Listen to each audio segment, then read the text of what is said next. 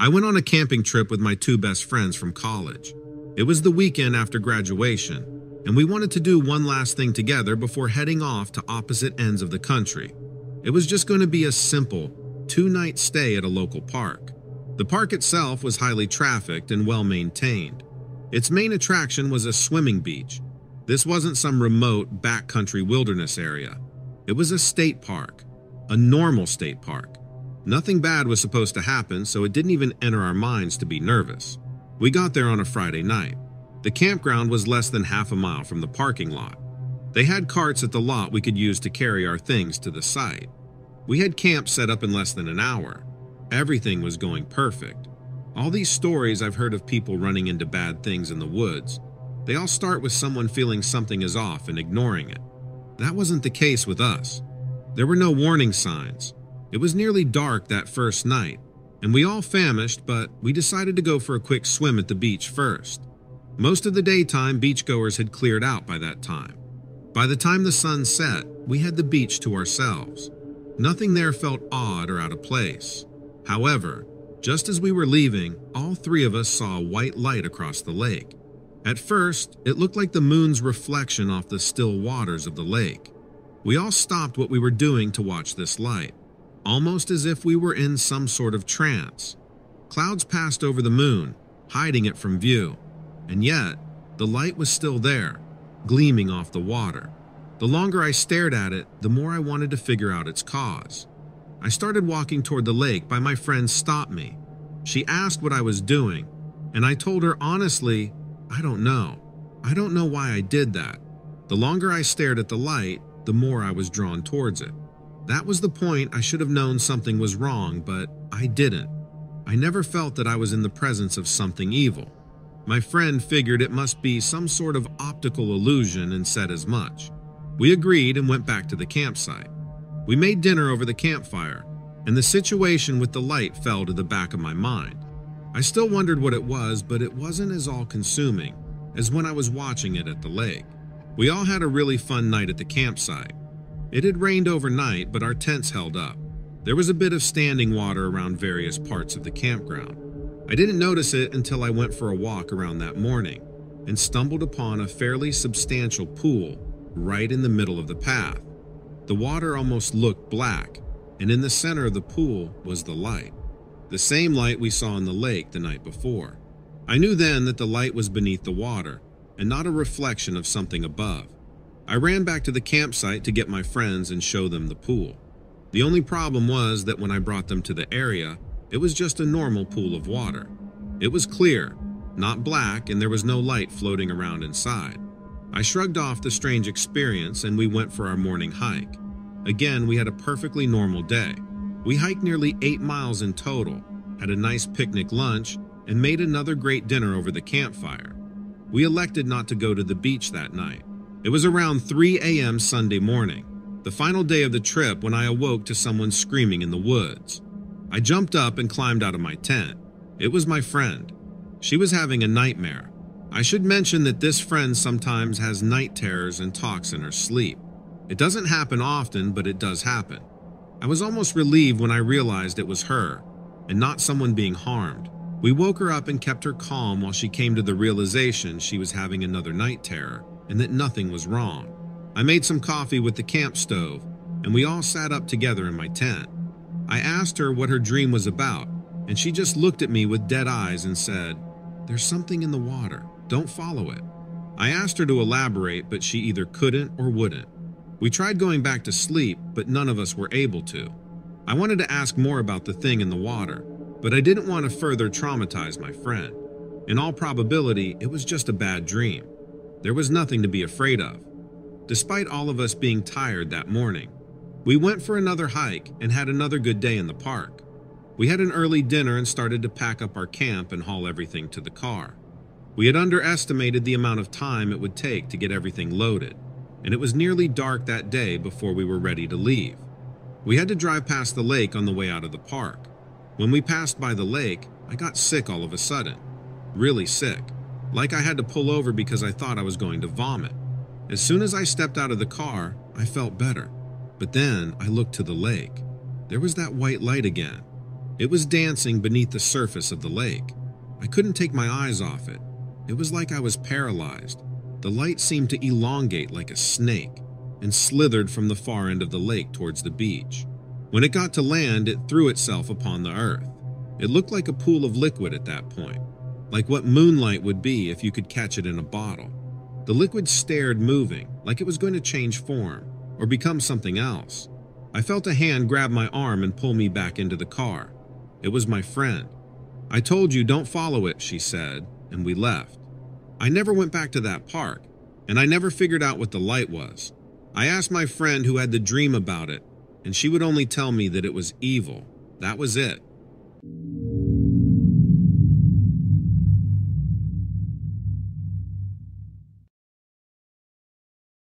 I work in the real estate business and have been flipping houses for about 2 years now.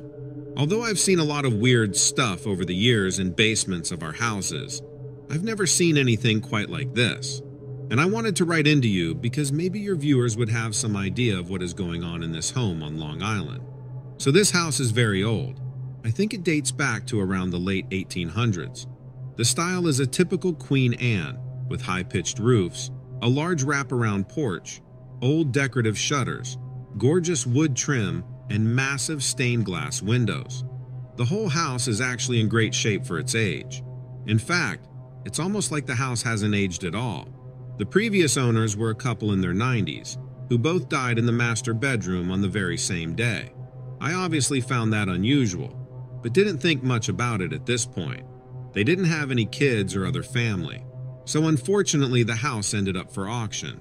In these auctions, they don't show photos of the inside of the home, only the outside. It's a risk, but I wanted to bet on it. So I put in my best bid, and I won. I was planning on doing a complete overhaul and renovation. Many houses in the house flipping business are foreclosures. They usually haven't been well maintained by their owners and typically have garbage thrown about, windows broken, doors off their hinges, and sometimes even graffiti all over the place. You know the type. We flippers go into these old houses with boarded up windows and make them look beautiful, or at least nice enough for a young family to move into. Usually, at a minimum, the kitchen and bathrooms need to be completely gutted and redone. The bedrooms usually need carpets ripped up and replaced with hardwood. The light fixtures need to be replaced. However, none of this was the case at this old manor. When we opened the front door, it was like it was frozen in time. Nearly every surface was spotless and in great condition. The kitchen had a working gas stove, a refrigerator that worked, and a shiny, clean sink. I just couldn't believe my eyes when I opened up the toilet seat to see perfectly clean white porcelain. Now, I knew that the couple had died in that house, but I didn't know the circumstances. When I opened up the door to the master bedroom, however, I found out exactly what had happened. The entire attic had collapsed down into the bedroom. It was a terrible sight. I could look up through the ceiling since the floorboards were open wide, and I could see all the way to the roof. And there was a whole mess all throughout that room. But I decided to look at it as positively as I could, and figured that we'd just make the fixed master bedroom have high vaulted ceilings. I carried on with the renovation as planned, but the whole time we were having the weird troubles. When we'd try to unscrew something, we'd turn around and the screw would be back in place. When we tried to paint the walls in the hallway, our paintbrushes would go missing. Every little job and project that we try to accomplish seemed to have a problem. When we removed the stove to replace it with a new stainless steel model, my friend who was helping me started getting a terrible cough and could barely carry it out of the room. Once we got outside the threshold of the room, though, his cough just stopped. Some of my crew were saying they were hearing weird noises. My friend was working in the bathroom when he heard someone laughing behind him. He thought it was another member of the crew, but when he turned around, no one was there. He walked out into the hallway, but no one was there either. Then, he walked outside only to see that everyone else was out there, eating lunch. No one had been in the house for at least 30 minutes.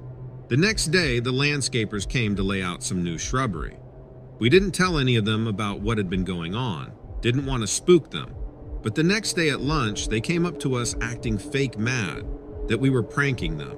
Apparently their tools were lost, and they couldn't find them. I mean, it was only 2 shovels. but it was enough to delay their work.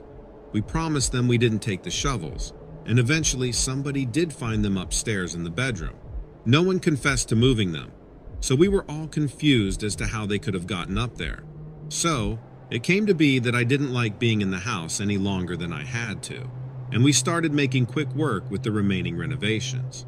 My main concern was whoever moved in there next, and how they would experience the house. I recently found out that the original owners, the elderly couple, had been discussing selling the home in favor of a condo down south.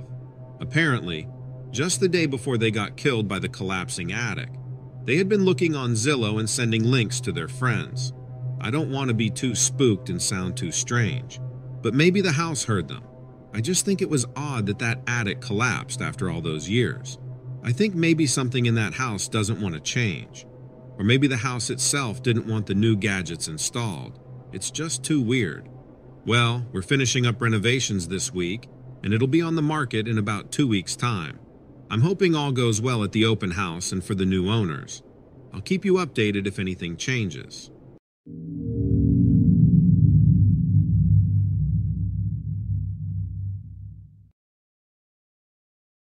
Getting my diving certification has to be one of my proudest moments.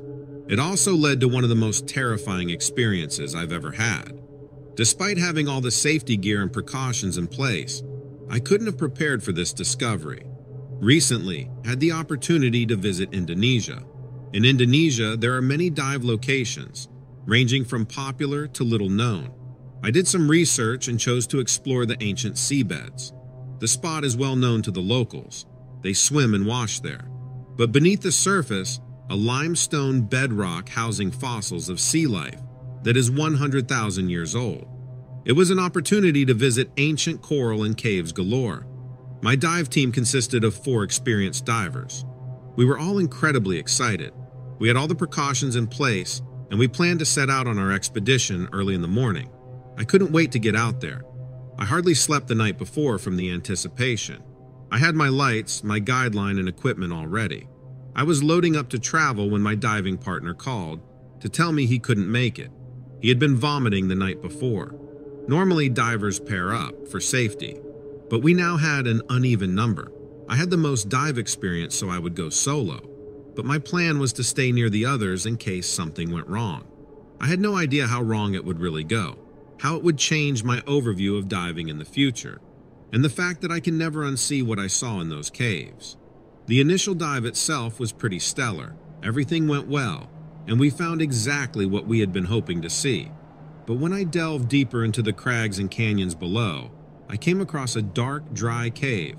I broke the #1 rule.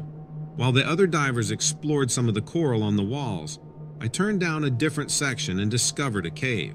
It was enormous at the opening, but it funneled down smaller and smaller. I managed to squeeze through and came into a big open space.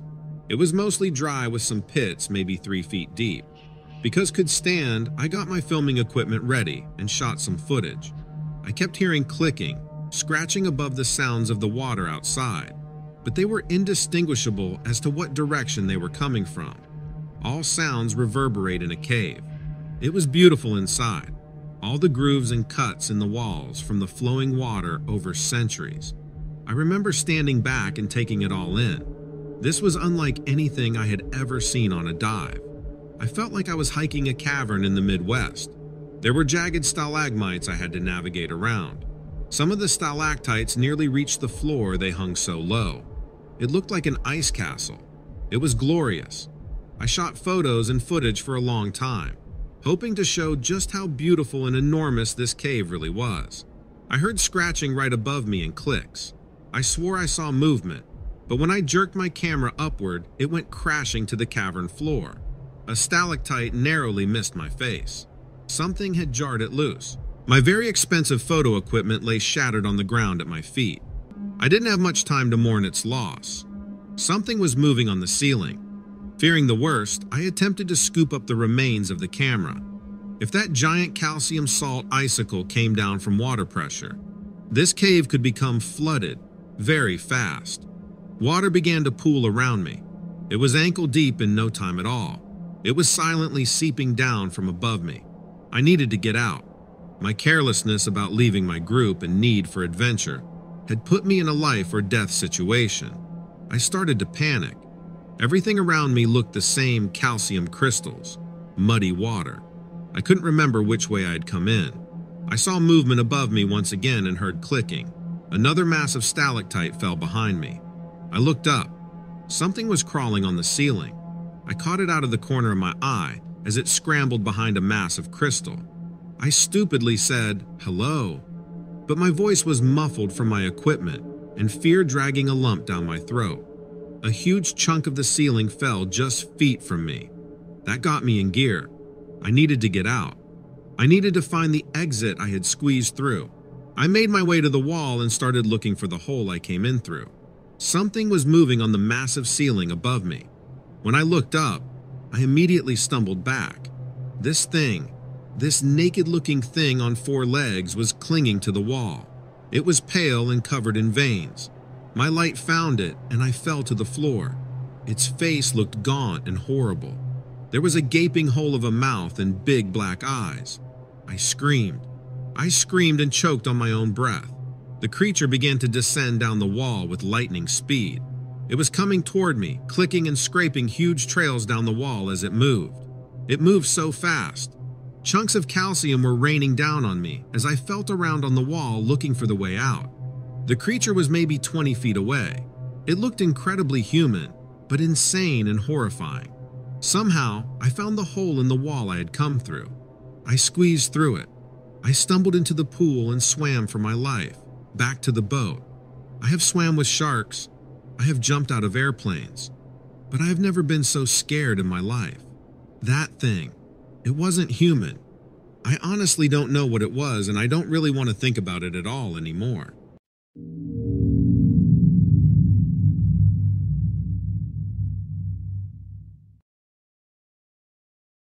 I'm a dog catcher, and yes, the job is even less glamorous than it sounds. But really, there isn't a dog out there that I can't catch. I've been doing this kind of work long enough that I've uncovered all of the tools of the trade. I know how to read an animal's body language. I know when to use sedation, and when a soft word alone will do the trick. Since I live in a small community, most of the animal control calls come my way. There isn't a big team taking shifts. It's me when your cat's stuck in a tree, and it's me when your dog takes a chunk out of the mailman. I guess I work with more than just dogs, huh? Maybe I should start introducing myself in a different way. What I wanted to illustrate was that my profession is in animals. A dog, a cat, a turtle, sure. I can handle those kinds of things. What my profession did not prepare me for, however, was monsters. This is the part when you laugh. Get it out of your system. I know it sounds ridiculous, but I'd rather not beat around the bush. We were dealing with a monster in my small town, and since everybody thought it was some wild animal, the hunt for the beast became my burden. It was a coyote or a bear, or one of the last mountain lions left in the area. That's what everybody told me. I didn't particularly want to deal with any of those animals, but who else was going to do it? They'd all succumb to the same tranquilizer used on the Rottweilers and Mastiffs, wouldn't they? I packed up my stuff, filled my van with a fresh tank of gas, and started looking for the thing I didn't want to find. I'm good at my job, remember? That means, unfortunately, I found that monster after all. I found it pulling a garbage bag out of a dumpster, dragging the shiny black plastic across the pavement, while paper cups and sandwich scraps spilled out of the seams. It wouldn't have been an uncommon sight. I'd seen dogs in the same position, if it wasn't for the size of the thing. An animal gets close to the size of a human being. You start getting nervous. When it's bigger than a human being, you get outright afraid. When it dwarfs you completely, like this creature did that night, your blood freezes in your veins. I wasn't supposed to be hunting something like this. I'm a dog catcher, not a monster hunter. But there I was, illuminating the scene with the spotlight attached to my driver's side mirror. It was easily twice my size. Its hair was short and curly, covering it from snout to tail, and its eyes were wide, forward-facing, and full of venom. It didn't like the light, I guess. It turned at me and glared. Its limbs didn't bend quite like a dog's. They were long and folded up kind of like a person's would. Anatomically, as far as its shape was concerned, The beast looked more like a man pretending to be a dog. A giant man, maybe. A giant man with sharp canine teeth and clawed fingers. Thick strands of spit ran from its mouth and snot bubbled around its nose. It wasn't sick, I don't think. It was just hungry, drooling as it made its way through its meal of trash. I interrupted that meal. I should have known better. By the time it turned toward me, I was already outside of the van. I had opened my driver's side door, rolled down the window, and I was using the empty frame to steady the barrel of my rifle. It was loaded with a dart that would knock the creature on its rear end. It would be snoring within minutes. I didn't want to stand around and wait for it to attack, so I fired that rifle and I hit my mark. It didn't go down. It came at me. I fired again, hit it again, and failed to slow it down for a second time. I had just cleared the doorway, jumped into the van and pulled my legs into the cab, when the creature slammed into the open door. It crashed shut, and I heard the beast's claws skittering on the pavement outside. I had already retreated into the passenger seat. I could afford to sit by that open window, offering my neck or my shoulder to that beast's gnashing teeth. I couldn't roll the window up either, not without ducking under the opening and praying that it wouldn't see me. It burst through the open window, and its shoulders got stuck in the frame. Its head lurched forward, one push at a time. Bite by bite, chewing on the air, it inched closer to me. Soon, its yellow teeth were going to be sinking into my skin. I kicked it when I could, pummeling it with my heels. It was knocked back a few times, flinging strands of spit all around the interior. When it slumped to the side and hit the van's horn, the creature yowled. It scurried backward, jerking out of the window with a loud plop. I guessed what to do next and jumped for the horn, laying on it and watching the beast run. It must have had a good pair of ears for sound to hurt like that. Either way, I was thankful, but I hadn't done my job. I made a recommendation. The next night, I wanted the community to create as much ruckus as they could. A few of us honked our horns into the late hours of the night. Others blasted music and few set off fireworks that weren't exactly legal. We didn't see the creature leave town, but we also never saw it again. I'm a dog catcher, right? That thing wasn't any type of dog that I'd ever seen, and chasing it away was the best that I could do. Man, that night was something else, I'll tell you. The whole town pulled together like one big team, united by the shared terror of that beast. I guess fear is one way to bring folks together, huh? After that night of noise and chaos, the creature vanished from our town, but the experience lingered on in our minds. People started to treat each other a bit differently, with more understanding, knowing that we had all faced the same fear. As for me, well, I went back to my regular duties, chasing down stray dogs and making sure they got back to their owners safe and sound. But every once in a while, I'd catch a glimpse of something out of the corner of my eye, or hear a rustle in the bushes, and my heart would skip a beat. The memory of that creature's yellow teeth and that ungodly yowl was etched in my mind, always ready to remind me of the terror I had faced.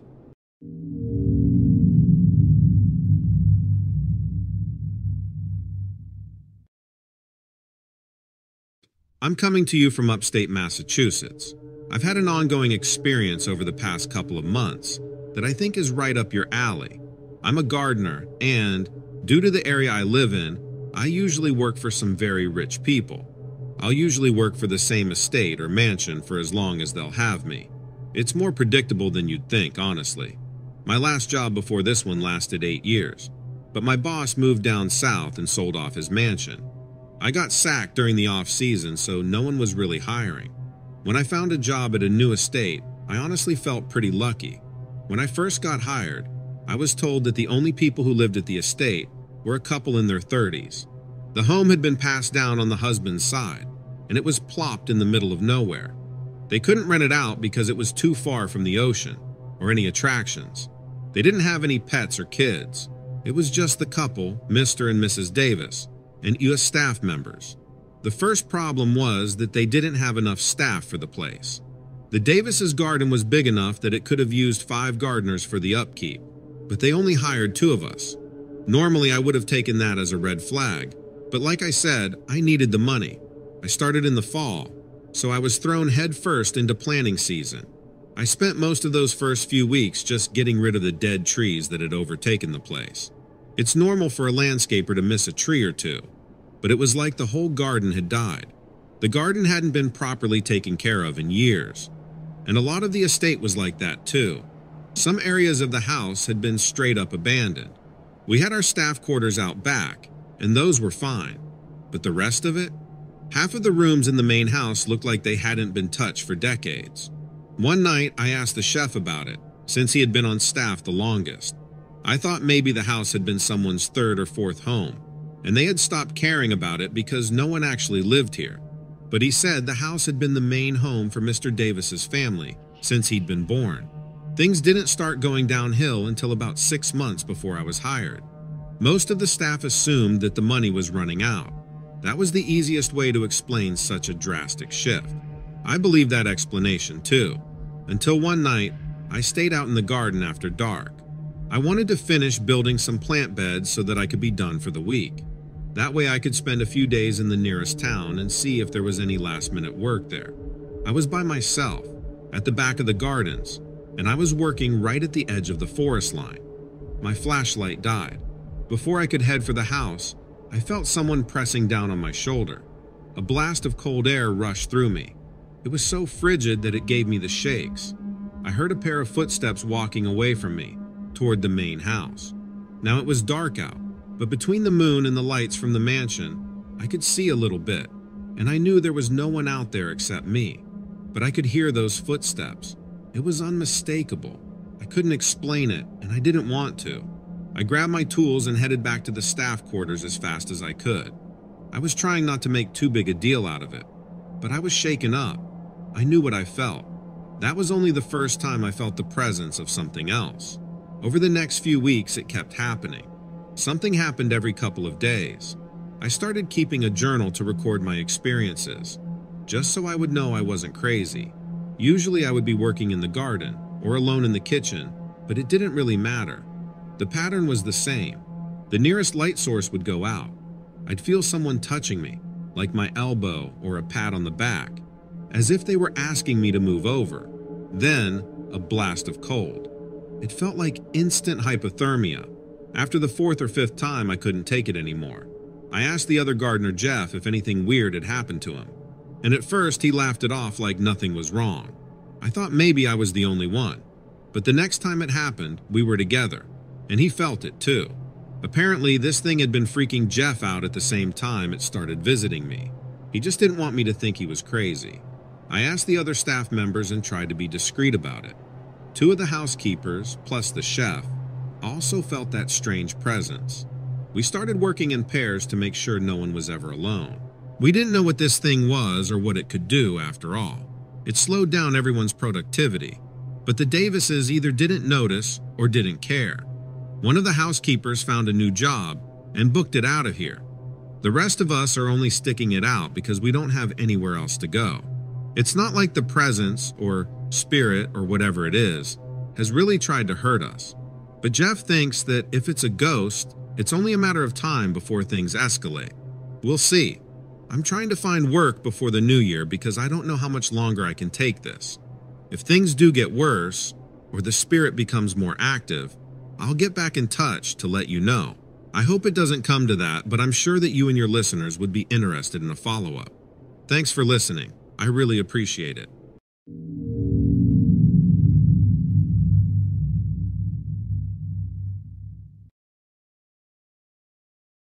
As the sun dipped below the horizon, Park Ranger James prepared for his evening patrol in Echo Lake State Park. The date was July 12, 2019, a date that would etch itself indelibly in his memory. A seasoned veteran with over a decade of service under his belt, James knew every inch of this wilderness like the back of his hand. He had faced countless challenges in his career. Things like forest fires, rogue wildlife, lost hikers, but nothing had prepared him for the chilling encounter that lay ahead. For the majority of his tenure, James's duties had been routine. They included checking campsites for fire hazards, ensuring that trails were well maintained, and educating visitors about the park's wildlife. But the park had seen some strange events in recent times.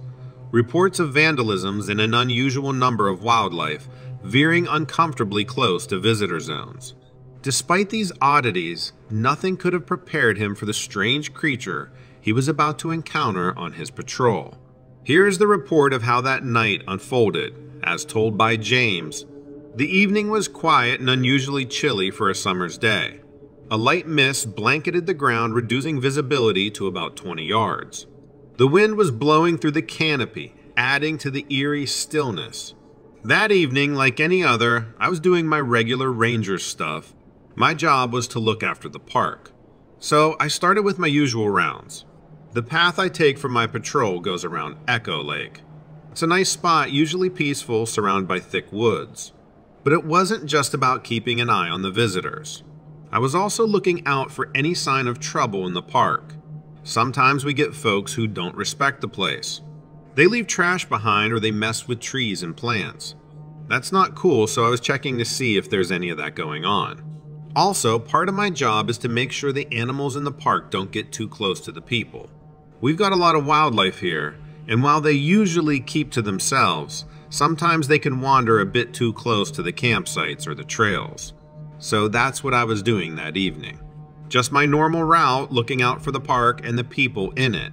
But as the sun started to set, things began to get weird. It was around dusk when I noticed something unusual. The woods, typically alive with the chittering of birds and rustling of small creatures, fell deathly silent. I also detected a faint, peculiar scent hanging in the air, a mix of damp earth and something rotten. As I turned a bend on the trail, my flashlight beam revealed a startling sight. There, not more than 15 yards away, crouched a figure on all fours. It was about 6 feet in height. Even while crawling, its body pale as bone and starkly contrasted against the dark underbrush.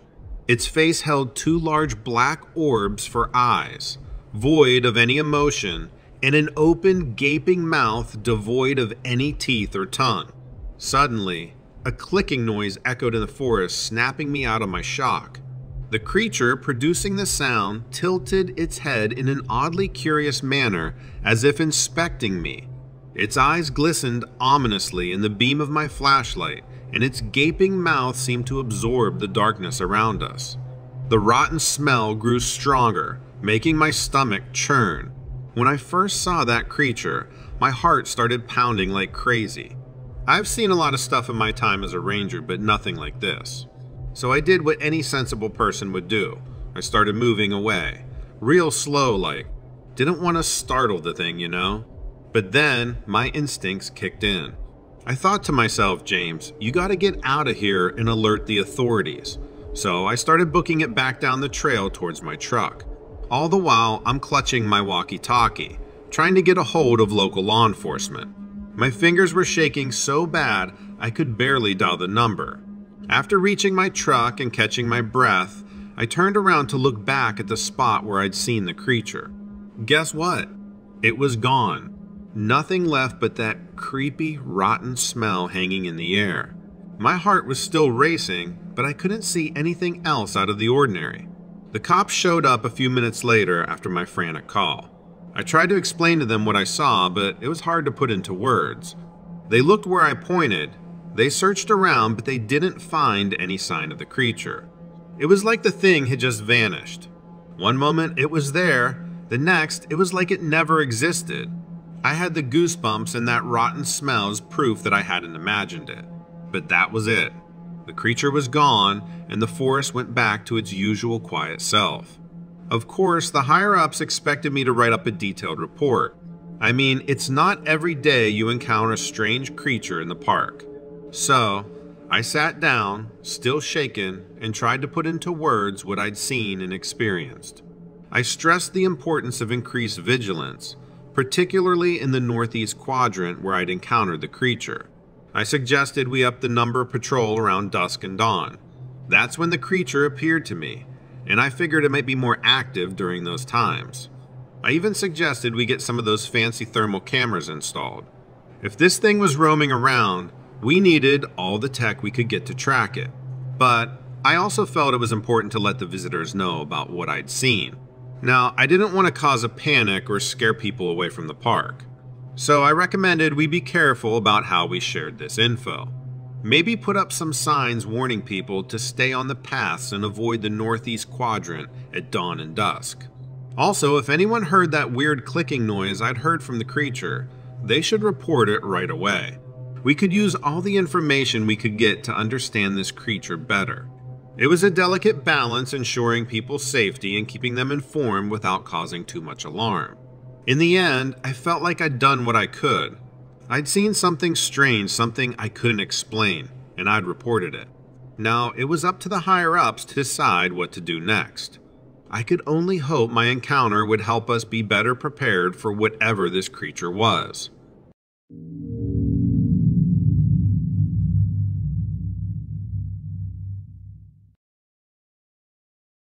I had been waiting for this trip for months. Every little thing had been planned right down to what I would eat each night. Since I became a resident of Alaska, I have dreamed of this moment. A solo hunt into the heart of the bush country to track down a bull moose. The weather was perfect, flying into the area where I would hunt. A secluded area that I doubt many people have come to. Many parts of Alaska have seen few people, if any at all. The pilot and I agreed we would meet back at the exact location in 4 days. Hopefully, this would be enough time to hunt down a good-sized moose. The only thing I worried about was if I would get one sooner rather than later. I would have to smoke the meat somehow to protect it from spoiling. This year's weather had been unseasonably warm, and the above-average temperatures threatened to ruin my hunt. There wasn't anything I could do about the weather, but I could at least make the most of it. The first afternoon, I glassed a little bit near camp without success. There wasn't a ton of grizzly sign, which made me hopeful. Trying to preserve the meat would be hard enough, a task made more difficult by the threat of a black or grizzly bear sniffing around camp looking for an easy meal. That night, all 2 hours of it, I slept peacefully in my sleeping bag. I was unaware I had a visitor to my campsite, but it would have been odd if a bear didn't visit my camp. Based on the tracks along the camp's perimeter, a young grizzly visited. Fortunately, it only seemed curious, so it left me alone. On the second day, I hiked to different hills to class the surrounding areas for any moose. At one point, I saw a cow moose off in the distance, but that was about it. At a different time, I spotted a lone cabin about 2 miles away from my camp. I was surprised to see any indication of other humans in the area. I wondered aloud if they were around or if it was a hunting camp for an outfitter. I made a mental note to keep an eye out for anyone, and to keep an eye on the cabin. Some people can be very protective of the area they hunt in. I certainly didn't want to upset anybody, and more importantly, I didn't want to miss out on bagging a moose. I spotted a grizzly off in the distance as I walked back to camp. It must have been that younger grizzly, but it still was a dangerous animal. I kept an eye on it the whole way back to camp. I made sure to hang up all my food high into a nearby tree and cooked all of my food away from camp. Certainly an inconvenience, but every measure was essential to ensure my safety. That night, I was restless. I knew the grizzly was probably near, but it hasn't bothered me. I kept my handgun close at hand just in case. The following day, I saw the bear about 100 feet from my tent. As soon as I spotted it, it took off on a dead run. At this point, it was more scared of me. Hopefully, it stayed that way. It was my last full day of hunting before the pilot returned for me. It was crunch time. Within a few hours, I spotted a nice bull moose about a mile from camp. I made a mental note of its location and began to stalk. The underbrush was thick, which slowed my progress even more. By the time I finally reached the location of the moose, it had disappeared into a stand of spruce trees. I decided to set up my tripod and wait it out. Within 10 minutes, my decision paid off. The bull walked out into the open and a single shot brought it down. I said a small prayer thanks to this beautiful creature and started processing the moose. I would need to take several trips to get the meat to camp. All the while, I needed to keep an eye out for the bear. Halfway through the processing, a figure approached me. It was the man that lived in the cabin that I saw yesterday. He heard the shot and decided to investigate. He was a friendly guy and offered to help. There was only one peculiar thing about the man. He had a long, jagged scar from his forehead down to his cheek. His right eye was a milky blue color. Around his neck hung a claw from a grizzly bear. He told me it came from the one that gave him his scar. With the help of the man, I could get everything back to camp in a few trips. As a thank you, I gave the man a quarter of the meat because I didn't need that much meat anyways. We parted ways and I started packing up in preparation for the next day when the pilot arrived. I slept easy. A ripping noise roused me from my slumber, and I immediately knew it was that damn grizzly. I grabbed my gun and boots. The grizzly was standing on his hind legs, and a paw gripped one of the meat sacks. That was when I noticed the long, jagged scar and milky blue eye. I aimed and took a shot at Grizzly. With a roar of pain, the grizzly ran off into the underbrush with one of the meat packages. A wounded bear is dangerous, but I wanted to ensure I finished it. I began to track the bear by following the blood trail until I came across something that made me stop dead. The bear tracks turned into human tracks. I know it sounds crazy, but the tracks did turn into human tracks. One can see the transformation as the thing walked. One track had the heel of a man and the claws of a bear before the claws disappeared for the next track. I recalled my grandmother's story when I was a young lad. There were powerful people in this world that could transform into any creature they wanted to. Just as long as they had a part of an animal with them, that memory made my blood run cold. In the distance, I could hear the plane approaching. It was time I left this godforsaken place and left it behind for good. I didn't know what was happening, but I didn't want to stay either. I didn't say anything to the pilot other than I had the worst luck. I told him a bear stole 2/3 of my kill before I could chase it off for good. I didn't say anything about the bear turning into a human, and I wouldn't tell another soul. At least until now, anyway.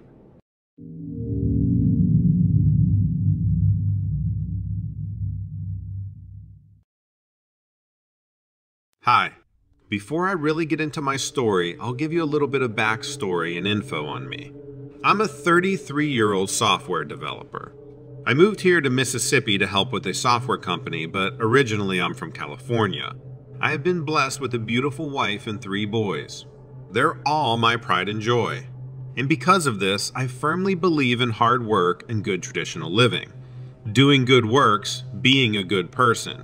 I also believe that when you die, no questions asked. And if it's not your time, well, it's not your time. So one summer, my brother and his family came to visit. I decided to take my sons out shooting with my brother and his 2 boys.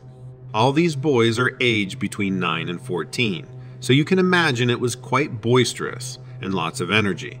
It was a good day out until something happened. I believe there's evil in this world, and what we encountered that day was something not of this world. This was sinister, diabolical, completely from the pits of hell. Something that even my prayers wouldn't keep us from, which for me is saying a lot. Let me get to the story. So we were walking through the woods. I had my rifle in hand. The kids were running around playing tag, and myself and my brother were telling them to be quiet, listening to all the sounds to observe. They eventually did settle down, but were still goofing around. I kept rolling my eyes, hoping they would learn something from 2 older guys. My boots were crunching against the forest floor, and I raised my rifle for any hint of movement, or possibly a boar that we could shoot. As the day progressed, one of my boys spotted a deer in the distance, a beautiful white-tailed deer that seemed to dance before us. It hopped and skipped a little in a maze of trees, and we pursued it. Not to kill it. We didn't have any tags for it, but we just wanted to see where it would go. Then we stopped suddenly and abruptly. This deer that we were chasing was lying dead on the ground about 25 feet away from us. I was going to use this opportunity to teach my boys about tracks, but this deer was already dead. Its abdomen tore open, and its innards pouring out, giving blood all around it. It looked like a mess that you'd see in a horror movie. My youngest son screamed and hid behind my leg. Feasting on this deer was a large creature that resembled a wolf, easily the size of a bear. In fact, I even thought it was a bear at first, until it stood up and was towering over me. And I'm 6'2". This thing was double my width, full rippling muscles, kind of like a gorilla, only bigger, vaster in all proportions. Its hands even reminded me, and body even reminded me of a gorilla. but the head was all wrong. It had a head like a dog.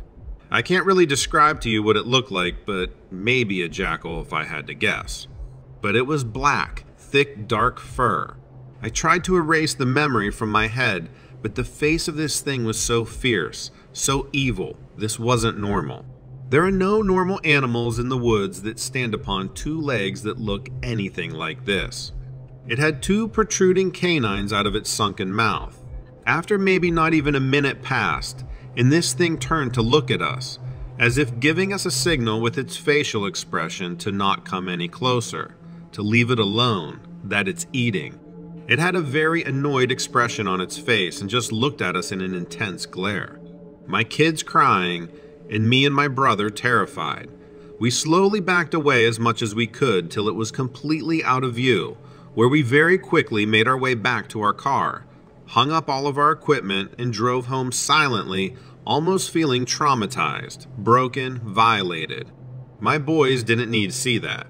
They have no idea what they even saw, and I was bombarded with question after question, worried that this thing would come back home to where we were, in our safety, and get them, or worse, follow us. I had to assure them that this was something else. This was not going to come back and get us.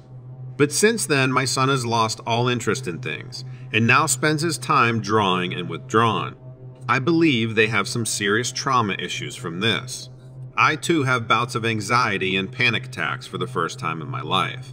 It's the not knowing what we saw that is the most troublesome. I almost wonder if I will ever feel okay.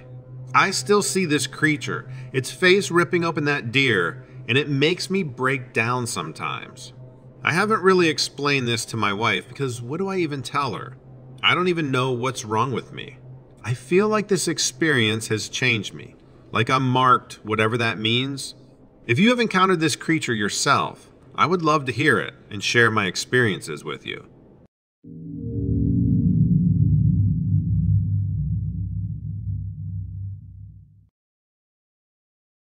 I had taken up trail running to try to get in better shape.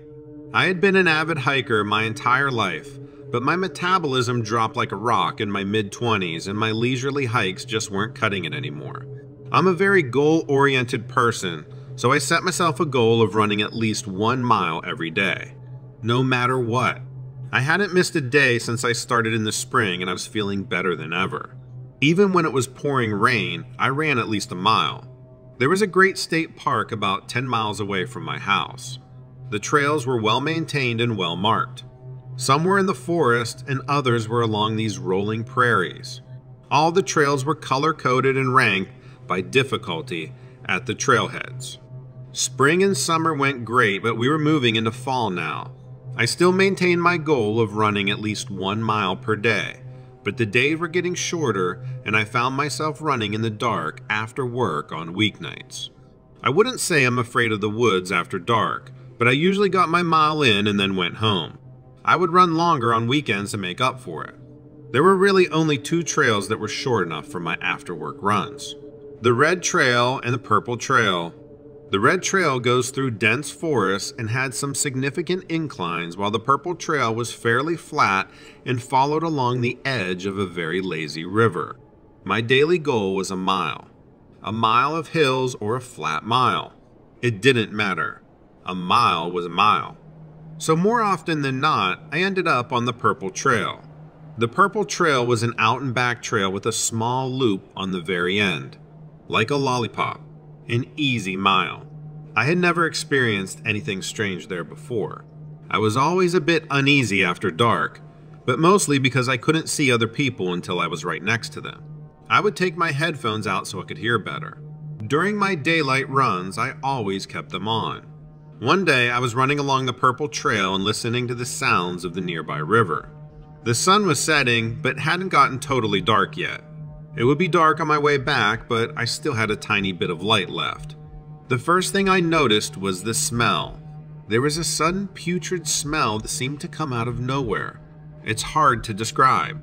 It was musty, maybe moldy smelling, kind of like rotting fruit or garbage. It didn't smell like a dead animal or anything like that, but it was pretty unpleasant. I just sort of held my breath and ran past it. I had to do that sometimes when dead fish would wash up along the riverbank. The downsides of hiking next to rivers. I left the smell behind as I continued my run.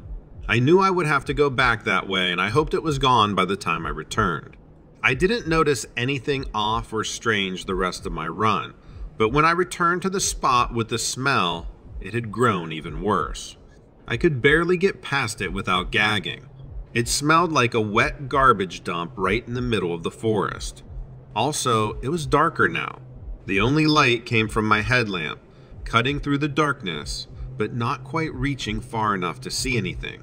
Eventually, it got so bad that I stopped and looked around trying to find the source of the smell. Then my heart skipped a beat. Up in the trees, I saw two eyes shining back at me, reflecting the light from my headlamp. The eyes were maybe 30 feet away from me. At first, I was caught off guard, surprised by what I saw, but I quickly told myself that it was just an animal. After all, I was in the forest and animals lived here. However, I couldn't shake the feeling that something was wrong. Then I heard it move. The sound was loud and heavy, and I could hear the tree limb cracking underneath its weight.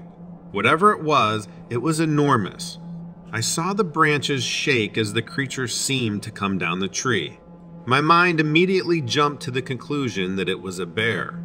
Bears could be dangerous, especially if surprised, so I knew I had to act quickly. I recalled what I had learned about dealing with black bears. Standing my ground, I started yelling and waving my arms to look bigger and more threatening. My heart was pounding in my chest, but I kept my light pointed at the creature, trying to make out what it was. Then, something strange happened. As the creature came into view, I noticed its fur. It wasn't the dark black of a bear, but rather a gray, shaggy coat. The more I looked, the more wolf-like it appeared. But that didn't make sense. Wolves didn't climb trees, and they certainly didn't smell like garbage dumps.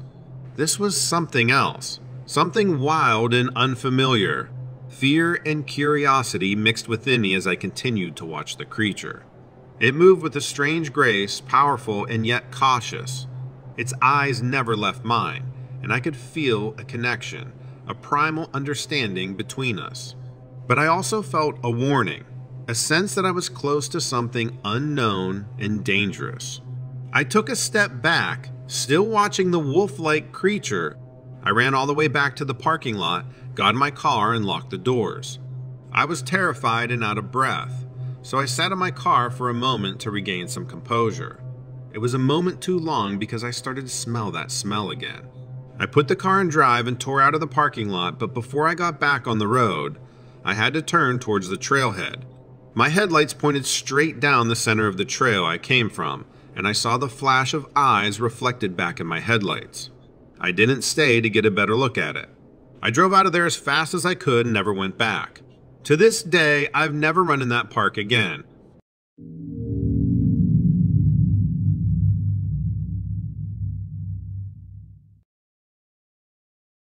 Hey Donovan, I love your channel and always listen to your videos before bed. For some reason, the crazy encounters people have with paranormal creatures soothe me and make me feel more sane.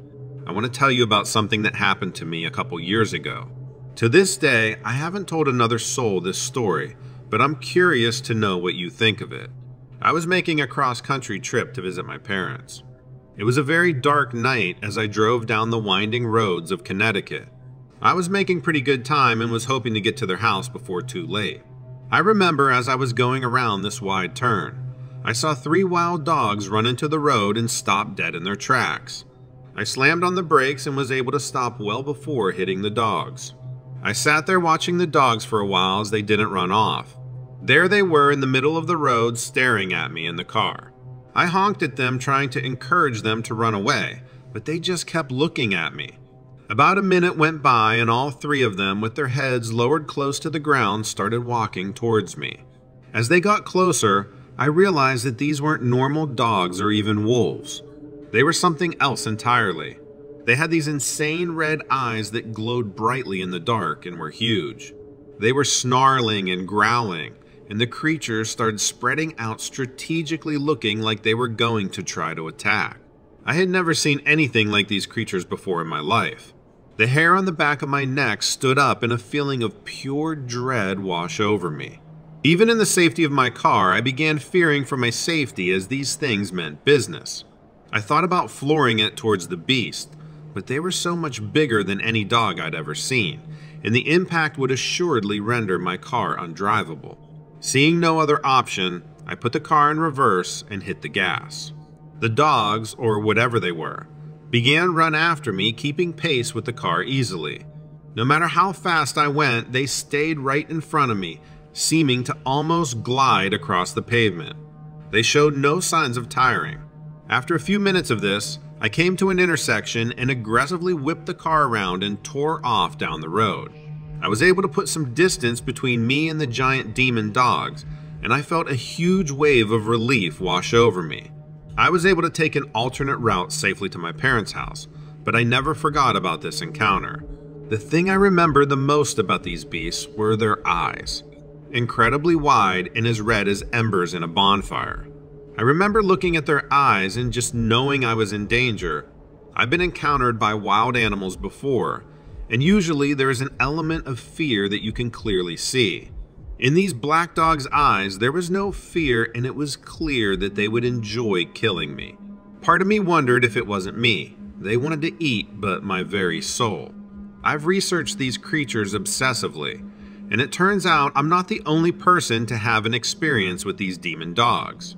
Most people refer to them as hellhounds, and I remember reading about this crazy event back in 1577. During this encounter, apparently a hellhound broke through the door of a church and savagely killed several members of the congregation. It was reported to have even caused the roof of the building to fall to the ground. For centuries, stories of hellhounds have been told along the east coast of England.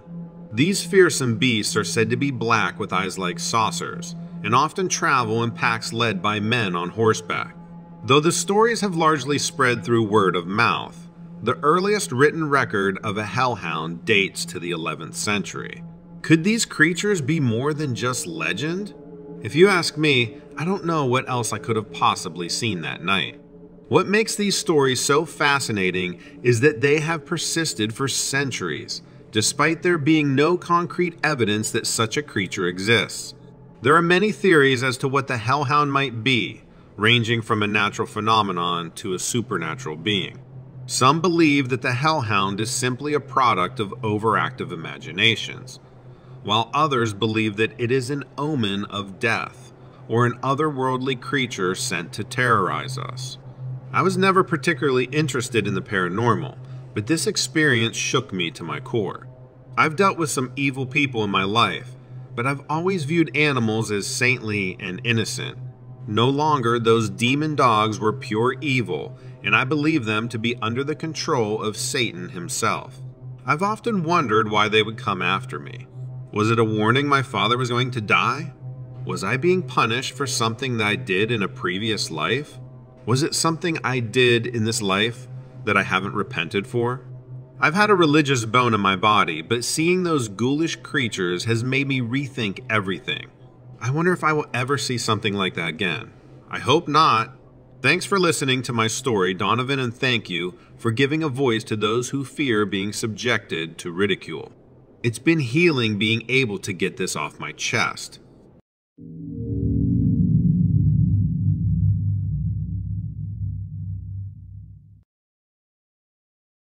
Hello, Reddit.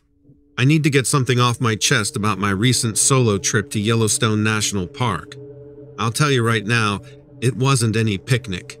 So, there I was, all alone, having started my hike at the crack of dawn from the Upper Geyser Basin. The early morning air was frigid, cutting through my layers like a knife as I followed the Firehole River towards Biscuit Basin. The serenity was deafening, the desolation suffocating. It wasn't the awe-inspiring, tranquil solo journey I'd imagined, but more like walking through an eerie ghost town with nature as its sole inhabitant. Even the wildlife seemed spooked that day.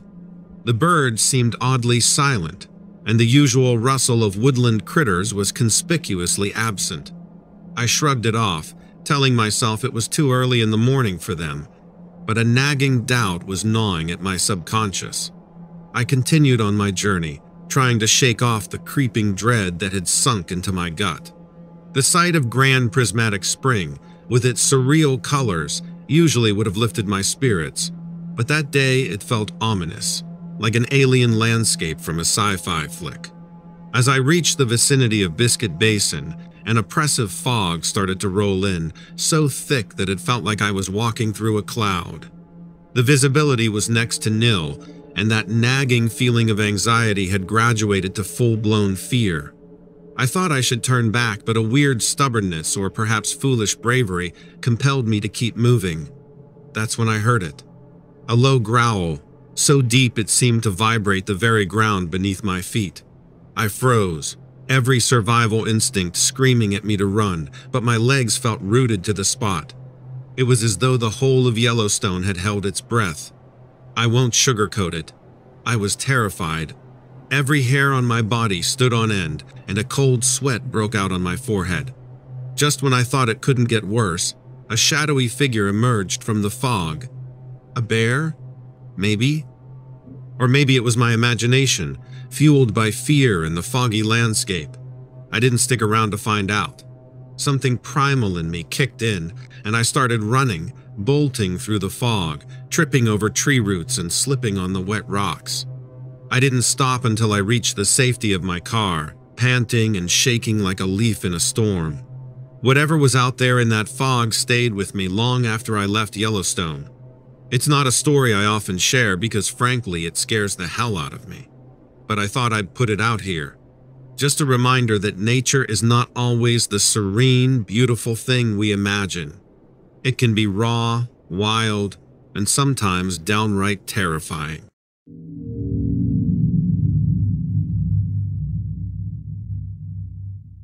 I like listening to your channel as a stress relief thing. I honestly never thought I'd be writing to say I had a crazy supernatural story too. I am not the kind of person this happens to. I don't go poking around in graveyards. I don't keep an eye out for aliens. I don't even go to haunted houses at Halloween. If you Google the word skeptic, I'm pretty sure my picture shows up in the definition. Or it did. Maybe now I'm not so sure. In my day-to-day life, I'm a certified public accountant. It's a stressful job, with a lot of time spent hunched over a desk or staring at a screen, so I usually try to go for long walks or hikes to get the kinks out. I live in Phoenix, so it's easy to get out of the metro area and into the wilderness. This particular day, late spring last year, I was giving myself the treat of a day hike in Tonto Natural Bridge State Park. We'd just gotten through April and I was completely, ridiculously stressed out. It was one of those beautiful, clear days when you just need to be outside. Well, if you're me anyway. The sun was hot and bright, and the landscape looked like someone had put it through an Instagram filter. I'd started early in the day because I wanted to do the Gowan Trail hike all in one shot, and I stopped for a lunch break before noon. I just finished my water and checked the map to make sure I was still going on the right trail up the mountain. It's a rough hike. I'd been meaning to try and get to this particular hike for a few months, but hadn't ever been able to get the time. Probably wasn't a good time to do it because it was hot, but hey, I like a challenge. If I didn't, I'd never get through tax season. I headed out at an easy pace once I'd given myself a bit of a rest. I don't like hiking just after I eat. The scenery is worth walking slow too. It's like something out of a dream, with huge caves to walk through, crumbling red cliffs and pristine streams. It's easy to see why this is one of the best state parks in the state. Like I said, the hike isn't easy and sometimes it's slow going. The day I went, I didn't see a lot of people. I liked that, to be honest. I liked the idea that I had this park to myself. The workout and the solitude did what I hoped it would do, and I started to feel like I was finally decompressing after the horrors of tax season. I was taking another water break when I heard a bit of noise ahead of me. I thought, damn, I hope it's not a bunch of tourists. I know that's not very polite, but I really wasn't in the mood for company. I wanted to be alone and be able to enjoy how beautiful it was. I heard some scuffling and rustling about 30 feet ahead of me and froze. It occurred to me that tourists might not be the problem. It was summer, But that didn't mean some cougar or fox wasn't about to try to take my leg off for getting near a den or a set of wandering cubs. It could even have been a rattler. I really didn't want to meet one of those. The rustling got worse, and then, all of a sudden, a bundle of gray fur tumbled onto the trail ahead of me. I stood where I was, my mouth going as dry as the dust caking my hiking boots, and did my best not to breathe. Whatever it was, the gray-furred critter made a snarling little whine and dashed back into the bushes. I stayed still for at least 10 minutes, but I didn't see or hear anything anymore. So was it safe to keep going? Or should I go back? Maybe I should report the sighting, but I wasn't even sure what I saw, so I decided to wait and see if I could spot any clear tracks in the trail. If I took a picture of the tracks, the rangers would have an easier time identifying the animal. That seemed like a nice, neat idea, very practical, and that's what I went with. I was probably being stupid, if I'm honest, but I had my bear spray with me and my walking stick, and frankly, I'm a big guy. I figured it was a badger or a fox, and it wasn't going to be a problem if I kept going. I kept my eyes open as I kept going up the trail, but I didn't see or hear anything. My gamble was paying off. I'm not usually reckless, so this little bit of it felt pretty good. I was heading into the really rough part of the climb to the summit of the mountain when I heard clattering rocks. That's nothing new. It's a cliff face and rocks fall all the time. But because of what I'd seen before, I made sure to stop and take a look ahead to make sure the trail wasn't being blocked. The trail wasn't, but there was something on the mountain. No, two somethings. The animals had grayish fur. I couldn't tell how big they were at that distance, but I was estimating they were at least human-sized. Maybe. Like I said, it was hard to tell, but the fact that I could see some details even at this distance meant they weren't small. I froze and just watched them. They looked like they were communicating with each other, nosing at each other. Maybe they were hunting something, but maybe not. I didn't feel like there was a lot of urgency in what they were doing. The sensible part of me wanted to start backing up, but since the two critters and I assumed they were wolves, didn't seem to be paying attention to anything but each other, I stayed where I was. One of the wolves, I'm just going to call them wolves, pushed at the other and then took off up the trail at full tilt. The other one yelped and started running after him. I'm guessing it was a him, too. It reminded me of my dogs playing more than anything else. Maybe they were young wolves? That was it. They almost reminded me of teenagers daring each other to do something stupid. Whatever else they were competitive. They were running almost neck and neck up the slope, which was fine, I guess, as long as there was one. But that climb to the top turned into an actual, honest-to-goodness climb up a vertical cliff face, and last I checked, wolves weren't mountain goats. I pulled out my phone and tried to film it because, if nothing else, the rangers would find the behavior interesting.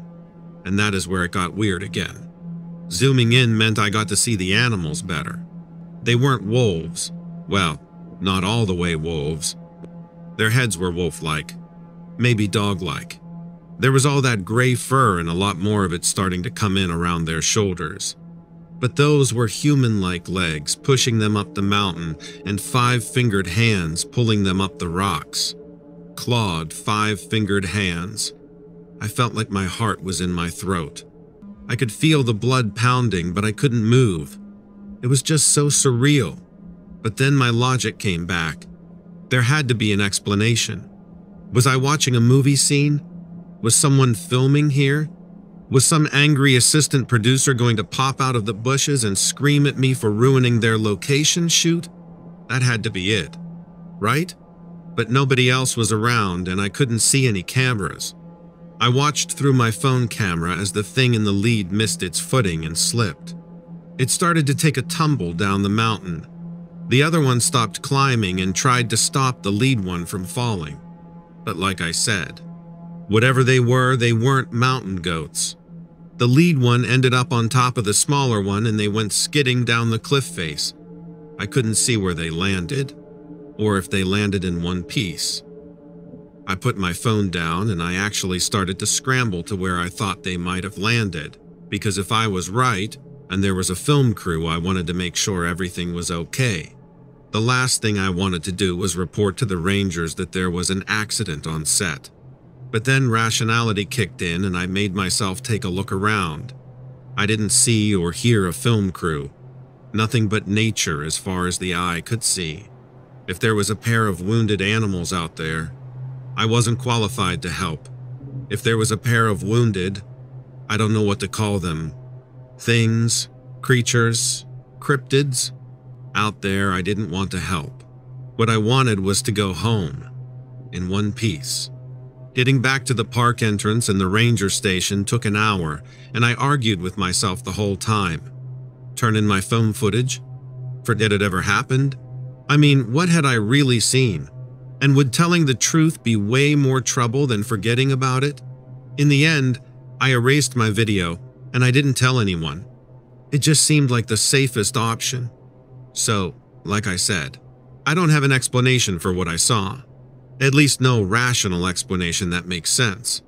I just know I'm going to think twice about going back to the Tonto Natural Bridge Park, just in case whatever I saw that day remembers seeing me.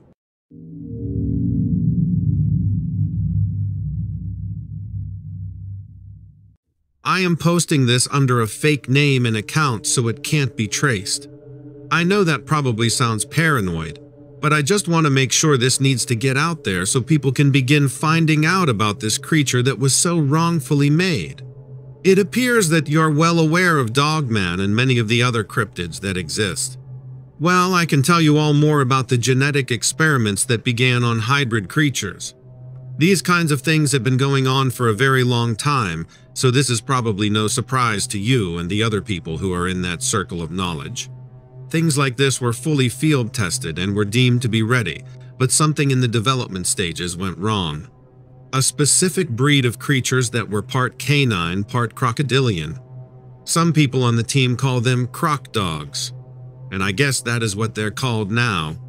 I don't know if there are many other sightings of these things because they're a relatively new development, but it is what it is. These creatures were designed to be super soldiers, to be used in upcoming and future wars. They were constructed and pulled from the DNA of Nile crocodiles and multiple species of canines like German shepherds, retrievers, and huskies. We thought that if we could make a chimera-like creature, along with the many others, it would have all the best abilities of both. It would have the discipline of a canine and would be a perfect companion for troops. They could have them breach and clear whole buildings of dangerous enemies. At first, the thought was that it would have specific traits, scales, and thick skin, and a canine's discipline and duty. During the testing stages, there were great results in open combat simulations. They performed amazingly. Their handlers were able to train them just like they had trained any other disciplined animal. These were truly meant to be killing machines. But we did have to change some training scenarios. I don't know if you'd call them pups, but we'll refer to them as that, the younglings. Of course, they would hunt down a target and subdue them, and our testing coordinator was bitten, and it didn't end well. The ferocity of these creatures was unmatched. They were extremely dangerous and hostile. One of them, we actually had to pull down the power of their bite because it was too immensely powerful. Eventually, the project was discontinued when these things were getting older, and they became far too intelligent, possessing almost a human-like strategic intelligence. And they began attacking their handlers during other combat simulations. Some of them were trying to help, not all were a problem, but they became one. They had broken out and became too much to handle. Not long after things began to go south with the project, our coordinator was told by another unofficial branch of the government who oversaw the entire project to basically pull the plug. So many of our small branch of these creations were put down, so to speak. However, some made it out. I'm only writing this today because I found out one of them is in the wild, and I need to know that people need to be careful. I live in Georgia, just north of a testing facility that exists that many people probably don't know about. And I know a few of them are out roaming around again. These things aren't very old. And I want you to know that these kind of chimera creations exist all over the world. Some are getting out and some are purposefully being let out.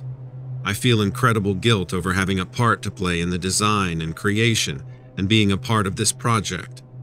Listen, I understand that sending this to you probably comes off as a creepypasta because there are so many that claim to have a story like I do but are actually fictitious horror stories. Well, I'm here to tell you that this is my own horror story and that these things are actually going on. So it's really up to you. You can believe it or not, but I'm telling you what I was a part of and the creation that I helped make. I can't guarantee you how many of these things are actually out there. Just like Bigfoot or Dogman, there's an undisclosed number. But just like their cryptid counterparts, they are highly intelligent, very hostile and aggressive, and masters of hiding and camouflage, especially in their swampy environment.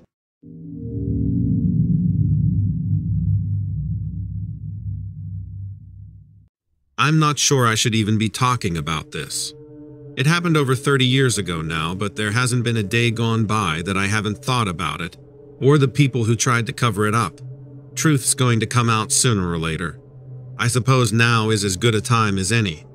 I was on a field research team of biologists and botanists. These were some of the brightest people I had ever met. I was part of the botany team. My specialization was alpine environments. We were working on what was meant to be a long-term study of climate change in northern Canada.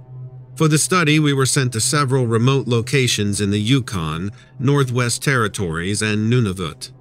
Most of the locations we studied were unpopulated wilderness areas. Since this was a new project, we were there to get base records of the local flora and fauna. The study was originally going to last 20 years before it was called off. It was a pretty big thing for all of us at the time. We knew about the subtle effects of climate change, but it had never been studied quite like this. However, we were about to find something none of us expected. The areas were so remote that we had to be dropped off via bush plane. We would set up a base camp that's surrounded by portable electric bear fences and venture out each day to do our field work. We were at each location for a minimum of 2 weeks. The study had been going well until we reached the tundra. At first, we thought we had discovered a major archaeological find. We had stumbled upon a cache of stone tools and spearheads. Some of the tools even appeared to be made of ivory from mammoth tusks. We recorded everything we found and, of course, took bets on what the paleontologists would say when we brought everything back.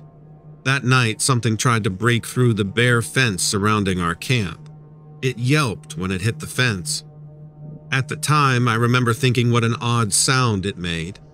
I couldn't think of any animal that made a sound like that. It was distinctly human. The electric bear fence seemed to do its job. Things were quiet for the rest of the night, and we went to work the next day like normal. We did check the perimeter of the camp for any tracks, but it was a grassy area and covered in lichen, so nothing could be seen. The creature came back the following night and tried again to break through the fence. This time, it knew the fence would shock it, so it was pacing around the edge, trying to find another way in. Several of us heard it walking around outside and decided we would go out there and see what exactly was going on. Now, I want to remind you that this was an uninhabited area. Not even the Inuit lived out here. There were no people. So it came as quite a shock to all of us when we all shined our flashlights outside and saw 3 human men standing on the other side of the bear fence. They covered their eyes from the light, but they didn't run. They just stood there. At first glance, they appeared to be human, but I wasn't so sure. They were all 3, a little shorter than average. They had barrel chests and prominent orbital bones with sunken eyes. The hair on their heads were various lengths. They had hair on the exposed skin, arms and legs, that was entirely too long and coarse for them to be modern humans. Their clothes appeared to be primitive leather. All 3 of them had shoes of some sort, but they just appeared to be leather coverings. If I didn't know better, I'd guess there was a population of Neanderthal that somehow survived and isolated themselves in the wild. They appeared to be intelligent, but I didn't ever hear them speak to each other or attempt to speak to us. I realized after a moment of standing there dumbstruck what they were after.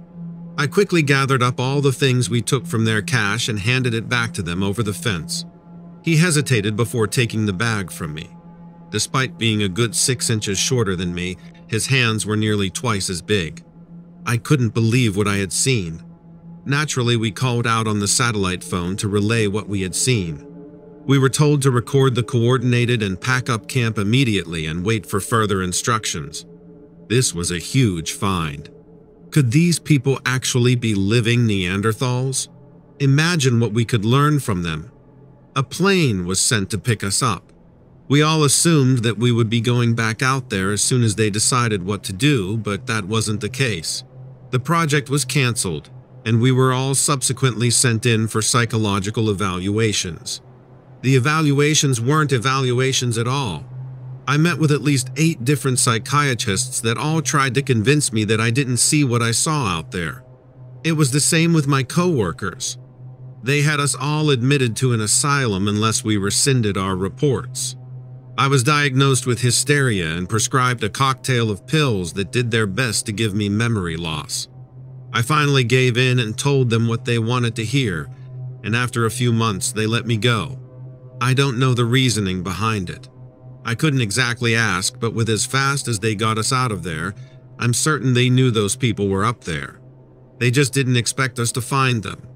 Maybe the government has a deal with them to leave them alone, or they just don't want that information out there. The only thing I know for certain is that I saw what were very likely prehistoric humans living in the north of Canada, and for all I know, they are likely still up there.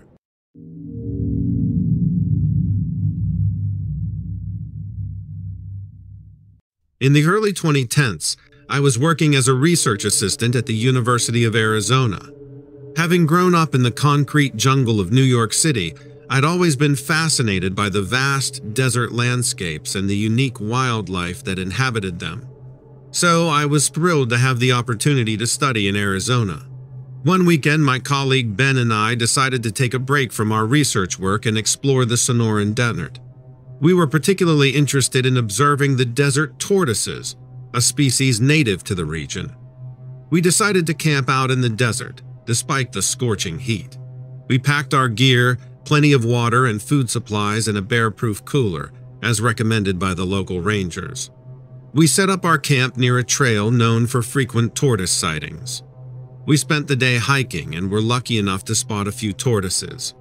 We also enjoyed the breathtaking views of the desert landscape, the cacti, and the clear blue sky. As night fell, we returned to our campsite and prepared a simple meal. Exhausted from the day's activities, I fell asleep soon after dinner. I was jolted awake in the middle of the night by a strange, high-pitched sound, and it sent chills down my spine. I tried to convince myself it was just a desert fox or some other nocturnal creature, and eventually, I fell back asleep. The next morning, we decided to explore a different trail that led to a small oasis. We spent the day there, enjoying the cool water. As the sun began to set, we started our journey back to the camp. As we approached our campsite, we noticed something odd. Our tent seemed to be fluttering more than it should be, and some of our things were in different places than we had left them. We rushed to the site and found our tent unzipped and some of our gear thrown around. The bear-proof cooler was empty, and there were large, unfamiliar footprints in the sand. We were puzzled and a bit scared. Our first instinct was that we had been robbed.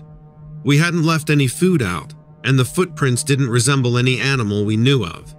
The footprints looked like they belonged to a large bird, but no bird could have possibly made such a mess. Suddenly, I heard the same high-pitched sound from the night before. It was coming from a nearby hill. We walked away from the hill to get a vantage point where we could look up it. When we did, we saw a creature that I can only describe as looking like a giant roadrunner. But it stood about 5 feet tall, which I felt was significantly larger than any roadrunner should be. Its body was muscular, almost humanoid in its structure, but covered in a layer, of course, mottled brown and white feathers that seemed to blend seamlessly into the desert landscape. Its legs were long and powerful, ending in sharp, talon-like claws that were dug into the sand, providing it with a firm grip on the ground. The legs were reminiscent of a bird of prey, designed for speed and strength. The creature's body tapered into a long, sleek tail, feathers fanning out at the end, providing balance and stability. The creature's head was small in comparison to its body, but it was no less intimidating. It had a pair of piercing yellow eyes that were sharply focused on its prey. Its beak was long, curved, and sharp, resembling a scimitar. But the most unsettling feature was the creature's wings. They were large and powerful, with a span that could easily have been 6 feet or more. The wings were folded at its sides, the feathers rustling softly with each movement the creature made. It was clear that these wings were designed for flight, adding another layer of mystery to this creature. Despite its fearsome appearance, there was a certain grace to the creature. Its movements were fluid and precise, each action calculated and purposeful. It was a creature of the wild, perfectly adapted to its environment, a true embodiment of the harsh and beautiful desert landscape. After the encounter, Ben and I were left in a state of shock. We had come face to face with a creature that seemed to defy all known wildlife classifications. We quickly packed up our scattered belongings, our hands shaking and hearts pounding with the adrenaline of the encounter. Once we were safely back in the city, we spent hours researching, trying to identify the creature we had seen. We pored over wildlife books and online resources, but found nothing that matched the description of the creature. It was as if we had stumbled upon a creature unknown to science. We reported our encounter to the local rangers the next day. We described the creature in detail, but were met with skeptical looks. It was clear they found our story hard to believe, but they promised to look into it.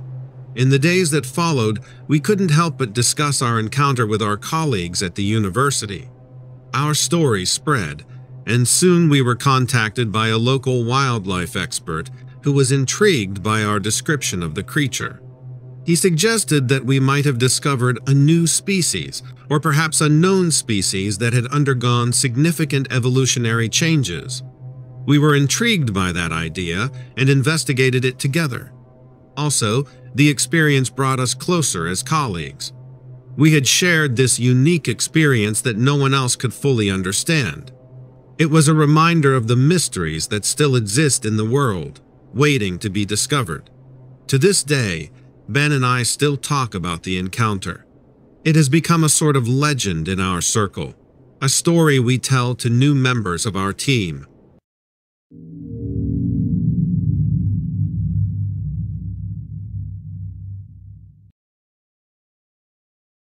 From the moment my boots first crunched on the snow-blanketed streets of this remote town tucked just north of Juneau, Alaska, a shudder tore down the length of my spine. I was an old hand at navigating the unexplainable, having spent the past 15 years embarking on pursuits of the paranormal. Nevertheless, there was something uniquely unsettling about this place. It pulsed with a surreal, ghostly energy that grazed my senses. But I consciously pushed foreboding aside. I was on a mission, and nothing could deter me. My purpose in this icy outpost was not for pleasure, but rather the pursuit of an enigma, an elusive entity that had the power to rattle even the steeliest of men. The locals had christened it the Whispering Walker, an oddly fitting name that intrigued me. It was late at night when this happened. I was out on a walk and the streets were empty, as nothing was open this late at night. I had been here for 3 days at this point and was on the verge of giving up. I remember an eerie silence over the town, the quietness only accentuated by the crisp snow underfoot. As I ventured deeper into the heart of the town, the peculiar quietness was splintered by an even more peculiar sound, a hushed, rhythmic clicking that seemed to echo from the bowels of the earth. My pulse raced in tandem with the soft metronome as I traced its source down a narrow alleyway, the shadows dancing around me. Then, emerging from the darkness, I saw it. A figure roughly 6 feet tall, crawled on all fours at an unnerving pace. It was too quick to be a human, too smooth to be an animal. Its skin was a sickly pale, almost luminous in the soft moonlight.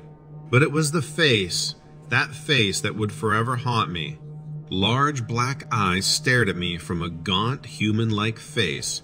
The eyes were lifeless, void of any emotion or recognition. It had no nose, only an open, gaping mouth that seemed to be an abyss in itself. The creature paused and tilted its head, and the clicking sound grew louder. It was coming from the creature. It was as if it was trying to communicate, or perhaps trying to intimidate. My body froze and my mind screamed at me to run, but I was paralyzed by its gaze. I could feel a strange pull, an unspoken horror that gripped my soul and threatened to shatter my sanity. Suddenly, it shrieked, a sound so unearthly that it echoed around the abandoned town, ringing in my ears. It was a high-pitched, hollow wail that seemed to linger long after the creature had made it. It was an expression of pure alienness that set my nerves jangling and made my hair stand on end. The creature moved, an abrupt jerk of its gaunt body.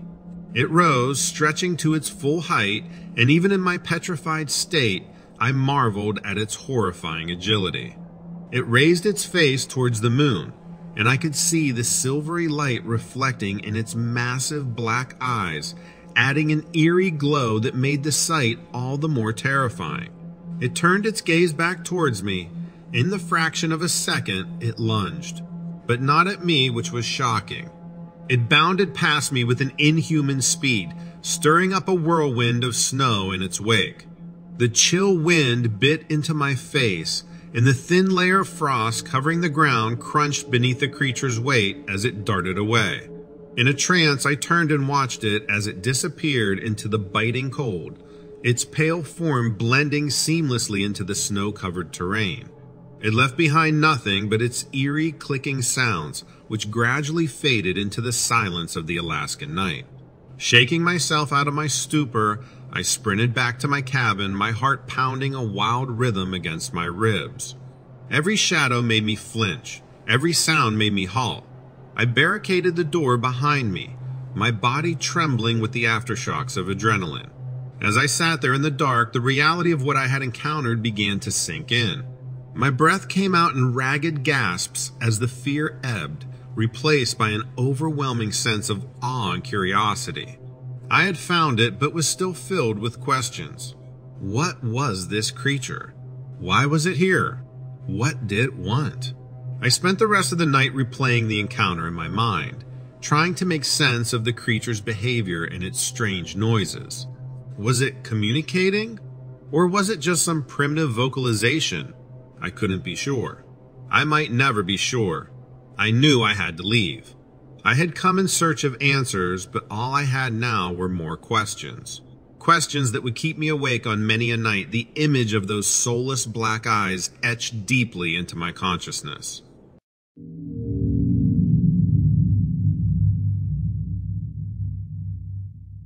When I was a child, my grandparents' home was my sanctuary, my safe place.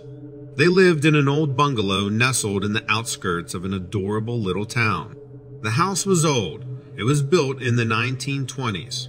The floorboards would creak when you walked on them, and their mismatched antique furniture fit the house perfectly. Talk about a place with charm. As soon as you walked in, you just felt cozy and warm. I didn't know why as a kid, but looking back, I now see why I loved it. I have countless warm memories of family dinners and quiet summer afternoons spent playing chess with my grandfather. These are my favorite memories of my childhood. But after my grandfather's passing in the late summer of 2022, the house took on a quieter, sadder tone.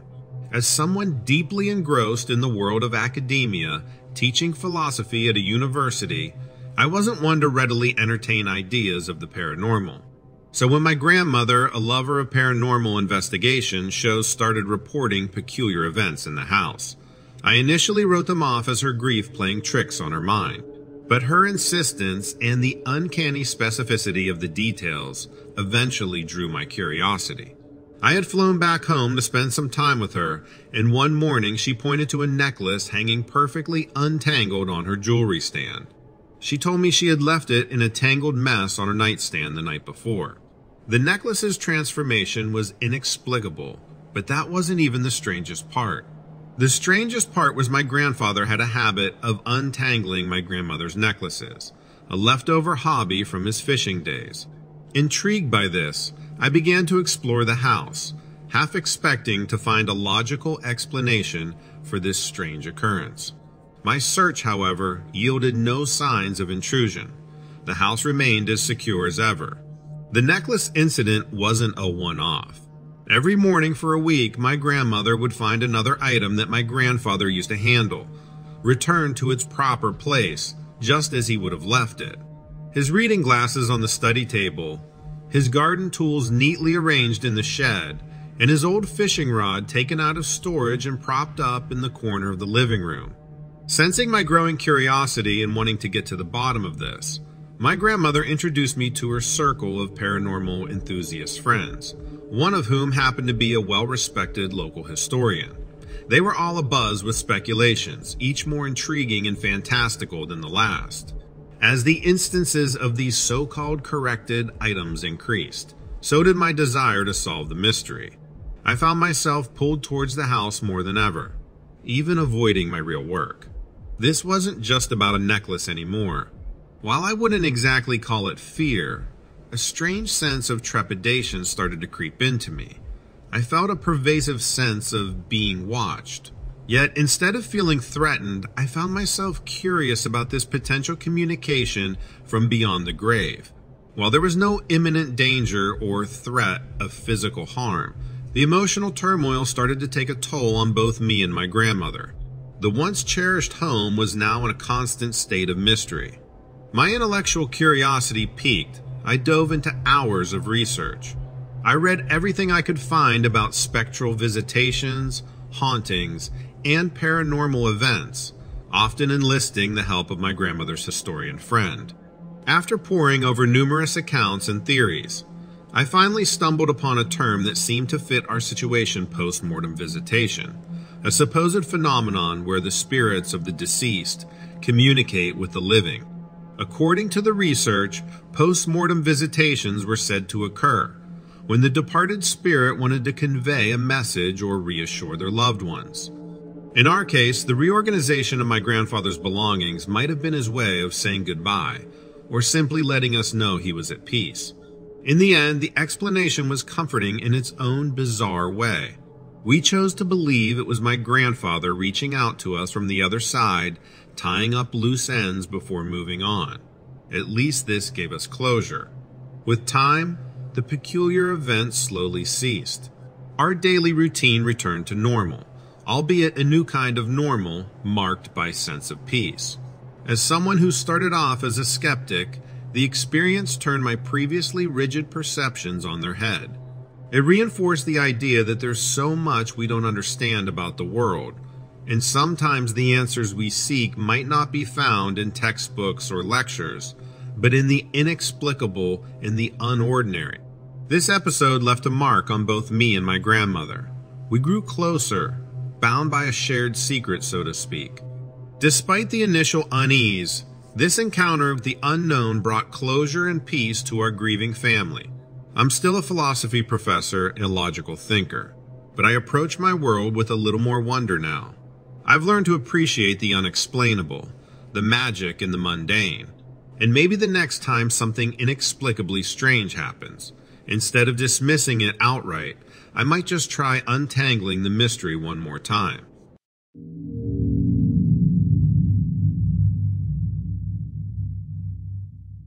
I'd always been the sort to live life by the book, follow rules and stay on the beaten path. But there was something in the wind that night that made me act out of the ordinary. My name, for the record, is Alex Kingston, and what I'm about to share with you is a story I've only told a handful of people. Our tale takes place in the dense woods of Northern California, a place steeped in a rich history of logging, gold prospecting, and Native American lore.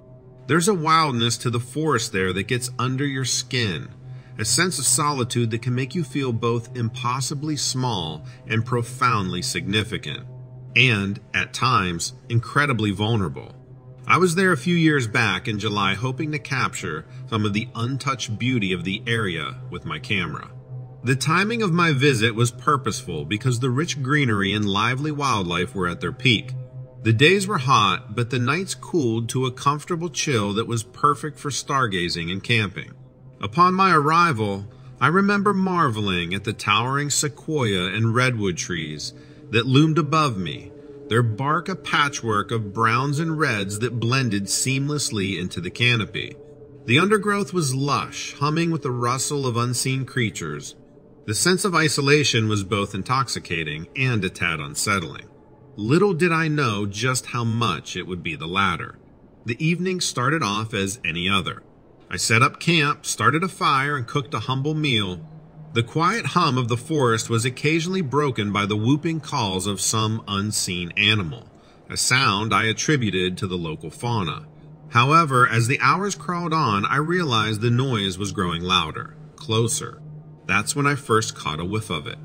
A heavy stench that suggested a pungent mix of urine, skunk, and musty body odor.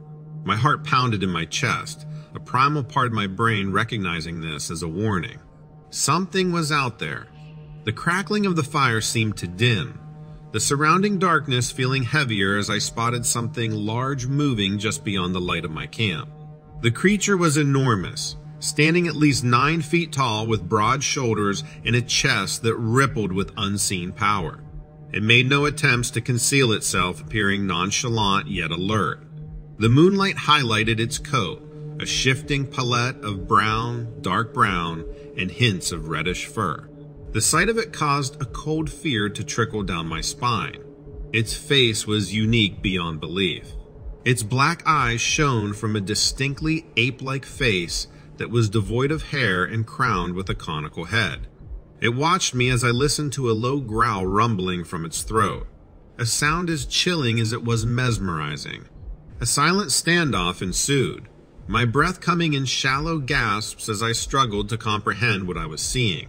My hands tightened involuntarily around my camera, the cool metal offering a tangible anchor in a moment that felt distinctly surreal. I dared not blink, fearing that the creature would either disappear or, worse, advance on my position. The fire crackled and popped, its fleeting sparks creating a dance of shadows and light. It bathed the creature in an ominous glow, emphasizing the depth of its dark brown and reddish fur. It was the stuff of legends, a living myth standing right before me. My heart pounded relentlessly in my chest, the rush of blood in my ears drowning the nightly sounds of the forest. It was then that the creature made another sound, a deep, resonating growl that seemed to vibrate through the very air between us. It echoed around the forest, a haunting serenade to the stillness of the night. I could feel the growl more than hear it, a bass note that resonated in my bones. The creature then changed its posture, its large shoulders rolling in an uncannily human-like gesture. It then moved, taking a slow and deliberate step forward. The underbrush barely whispered under its weight, its body strangely light for its size. Fear clamped down on me with a vice-like grip, but my instinct overpowered the screaming urge to run. Hands trembling, I raised my camera, slowly focusing on the being before me. As I did so, it tilted its conical head to one side, regarding me with what seemed like a mix of curiosity and caution. Was it aware of my fear, or was it merely studying this strange two-legged creature in its domain? I pressed the shutter, the click impossibly loud in the silence. The creature didn't flinch, didn't react. It stood still, letting the camera capture its figure in haunting detail. I took a few more photos, my actions feeling mechanical, detached from the fear and awe churning within me. With a final penetrating look, the creature turned, its massive form receding into the darkness. I watched it go, the shadows of the forest swallowing it whole. I sat there for what felt like hours, the forest resuming its nocturnal chorus as if nothing had occurred. My mind was in turmoil, a whirlpool of fear, fascination, and disbelief. The smell of it still lingered in the air, a potent reminder of the reality of what I'd witnessed. Finally, I crawled into my tent, my body on autopilot as my mind continued to race. Sleep was elusive, the night punctuated by the sounds of the forest and the ghost of the creature's growl. The memory of its dark, beady eyes and the musky smell stayed with me even as dawn arrived, finally bringing an end to the longest night of my life. As morning light seeped in, washing over my camp, I found myself caught between an urge to flee and a need to understand what I had encountered. The stark light of day brought a sense of calm rationality. I was a photographer after all, a documentarian of nature's wonders and oddities. This was one such oddity, albeit a profoundly unsettling one. I then remembered the photos I had taken. I felt a twinge of dread and curiosity as I retrieved my camera from its case. As I flipped through the digital images, my heart pounded in my chest. There it was, immortalized in pixels, as real as it had been last night. The creature, tall and imposing with its large shoulders, broad chest, and hair-covered body, stood in stark contrast to the backdrop of the forest.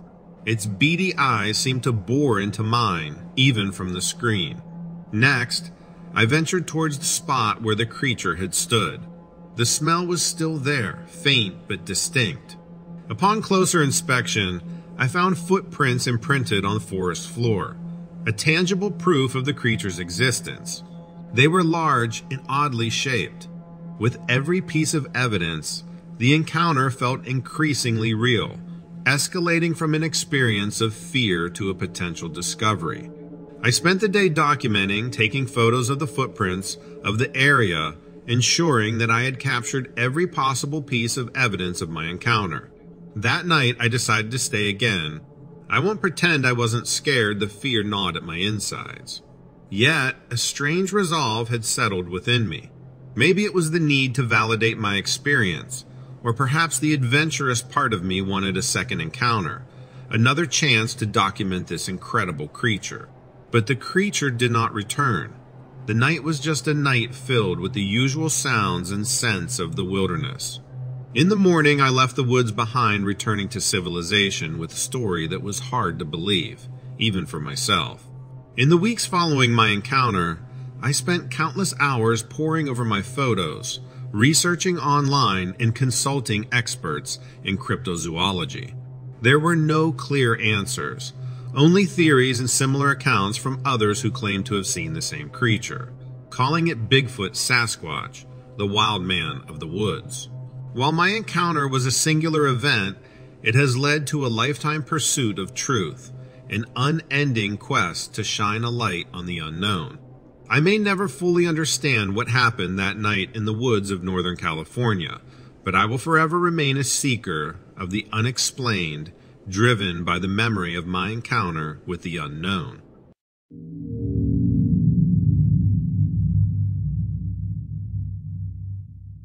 Someone doesn't want you to know about Wisconsin.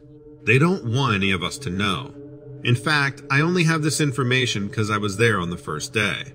I was there before they knew what they needed to hide.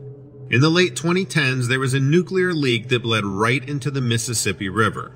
Before they knew the damages, they had emergency services form a perimeter around the contaminated part of the Mississippi. I was one member of that line. They wanted to contain any potential panic. The leak, according to what they said early on, was contained.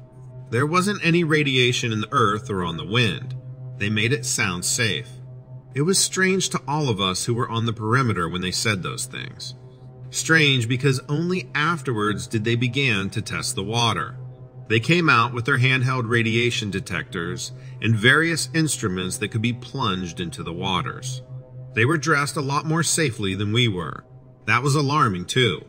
We were in our daily uniforms urging civilians to back away from the area, while they were right over our shoulders with hazmat suits. It didn't help our confidence, that was for sure.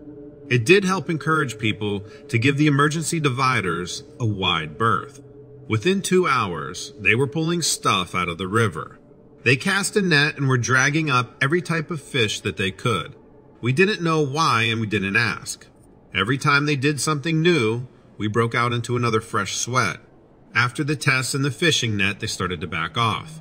The news repeated the same stories. No harmful levels of radiation, nothing to be concerned about. We thought it was strange that a long stretch of the Mississippi became inaccessible to fishermen, but we all figured it was just a precautionary measure and not a response. I think they're letting them back now, not sure. Maybe they realized it was too late. Maybe they've gotten so good at burying the harmful stories that they don't care how many crop up. The real issue wasn't the fish. It was the people. The first responders who were present that day all started to get sick. We didn't notice it first. It wasn't until one of our friends was forced into retirement that we really turned to look at each other. Our bodies were all falling apart.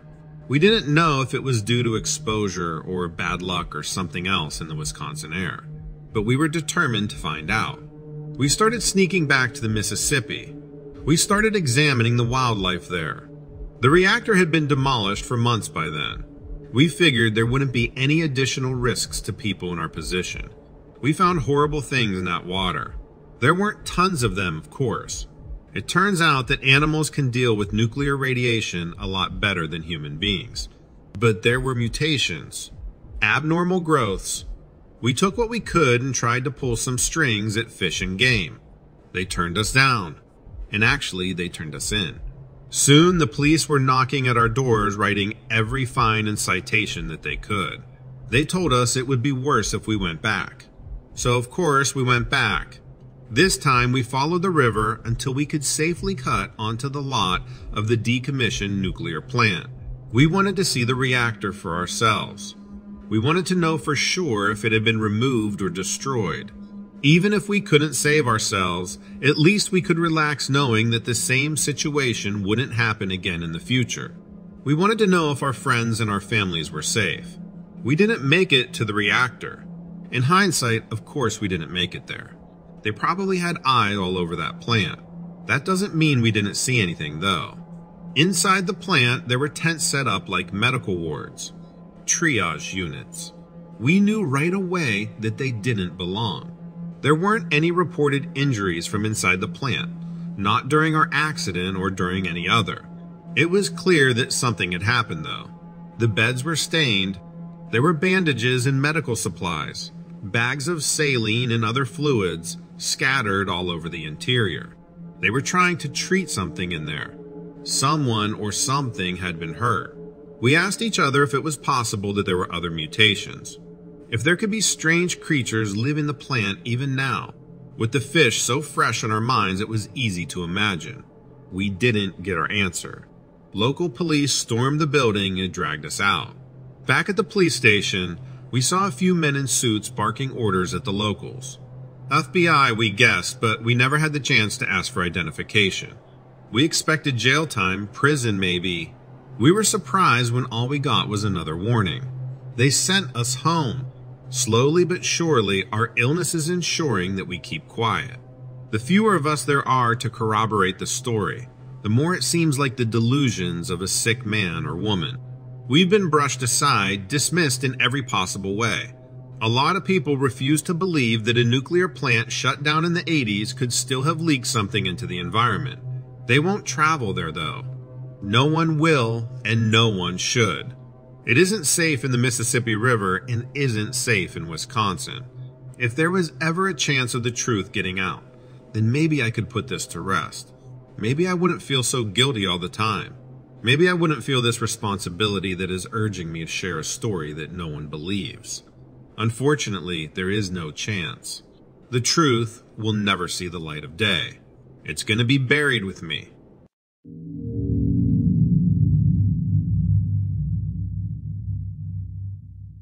I'm a 45-year-old experienced hunter living in the rural parts of Michigan. I've spent a large part of my life wandering the deep forests of our state, often venturing where most folks wouldn't. Over the years, I've grown familiar with the ebb and flow of the wilderness, the calls of various birds, and the movement of all sorts of wildlife. But last week, my understanding of these woods was dramatically altered by a completely unexpected encounter. My world, you could say, got a little larger and a lot more mysterious. The setting of this strange encounter was an isolated area within the Huron-Manistee National Forests.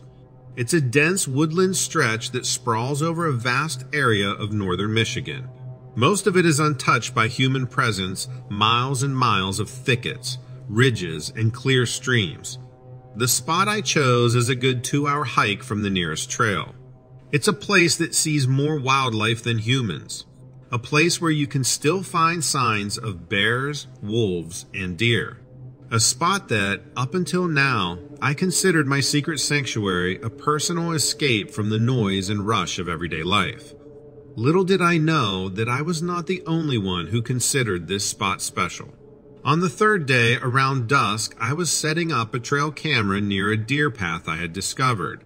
I've always been careful about not leaving human scents around my equipment and was wearing gloves while handling the camera. I was in the process of anchoring the trail camera to a tree when I first detected something out of the ordinary. The wind shifted slightly, carrying with it a distinct smell that wasn't characteristic of the surrounding environment. It was unlike the typical forest scents, which were a mix of pine, earth, and decomposing leaves.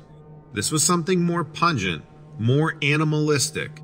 It was an amalgamation of strong urine and a musky, skunk-like odor with an undertone of something stale or musty.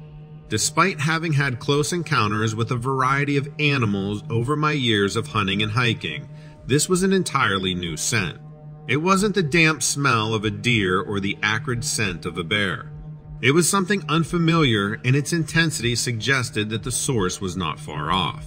It was at this moment that I felt an unsettling sense of being observed, although everything still seemed normal. A few minutes later, I heard a strange sound echoing through the trees.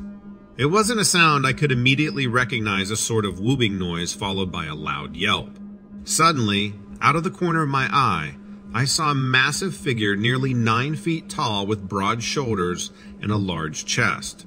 It seemed to almost blend into the trees with its brown fur. I noticed its face was ape-like, but with beady black eyes and a cone-shaped head.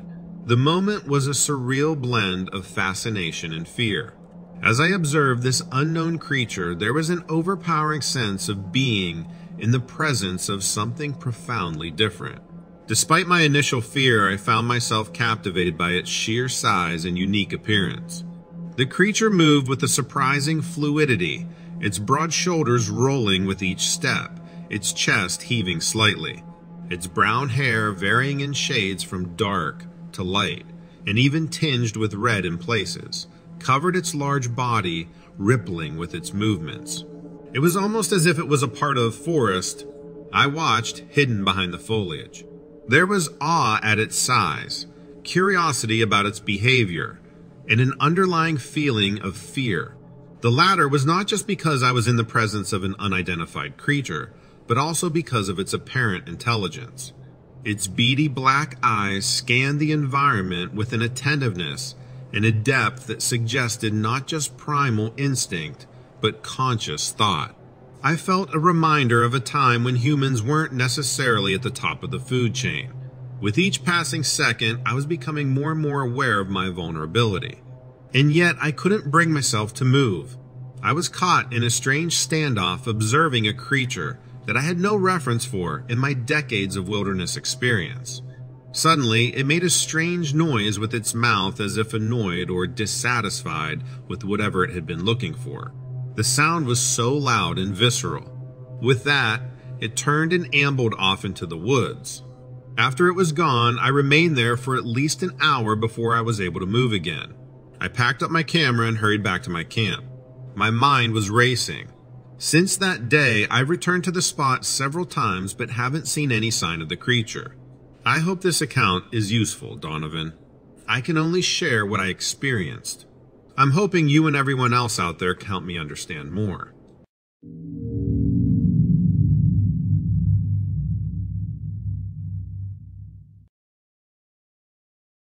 My name is Sam, and I was raised in a quaint village in the Scottish Highlands. I've seen and experienced some peculiar things in my life. One summer day in 1991, when I was about 12 years old, I was strolling through the old village when one of my mates rushed out of his house to ask me if I had seen what he referred to as a wolf bear. I told him no, that I had never seen anything that resembled a wolf bear, so he proceeded to tell me about his father spotting it and how it tried to attack one of their sheep. I didn't give it much thought until a few weeks later when I was walking home and I saw this enormous hunched creature about 10 meters away from the tree line in the forest. It was indeed colored like a wolf, but it was massive. There was a small patch of forest between where I was standing and my path home. I froze in place, unsure of what I was seeing. I couldn't make out its legs or head due to the undergrowth, and it seemed to have its head down, possibly feeding on something. I wasn't about to walk past this colossal beast, and suddenly it darted off like a bolt of lightning. As soon as it was out of sight, I sprinted home as fast as I could. When I got home, I told my mom and dad about it, and they said that my Uncle Angus, who lived just down the road from us, had seen it too, and that it had killed his black Scottish terrier. Uncle Angus was a retired Royal Navy officer and quite the tough guy. Dad said Uncle Angus was on a mission. Uncle Angus had a Saturday morning ritual of practicing archery in our backyard because there was nothing but forest behind us.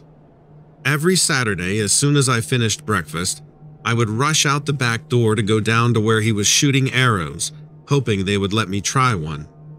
This day, when I got to the end of the porch, I heard a loud yell coming from Uncle Angus's yard.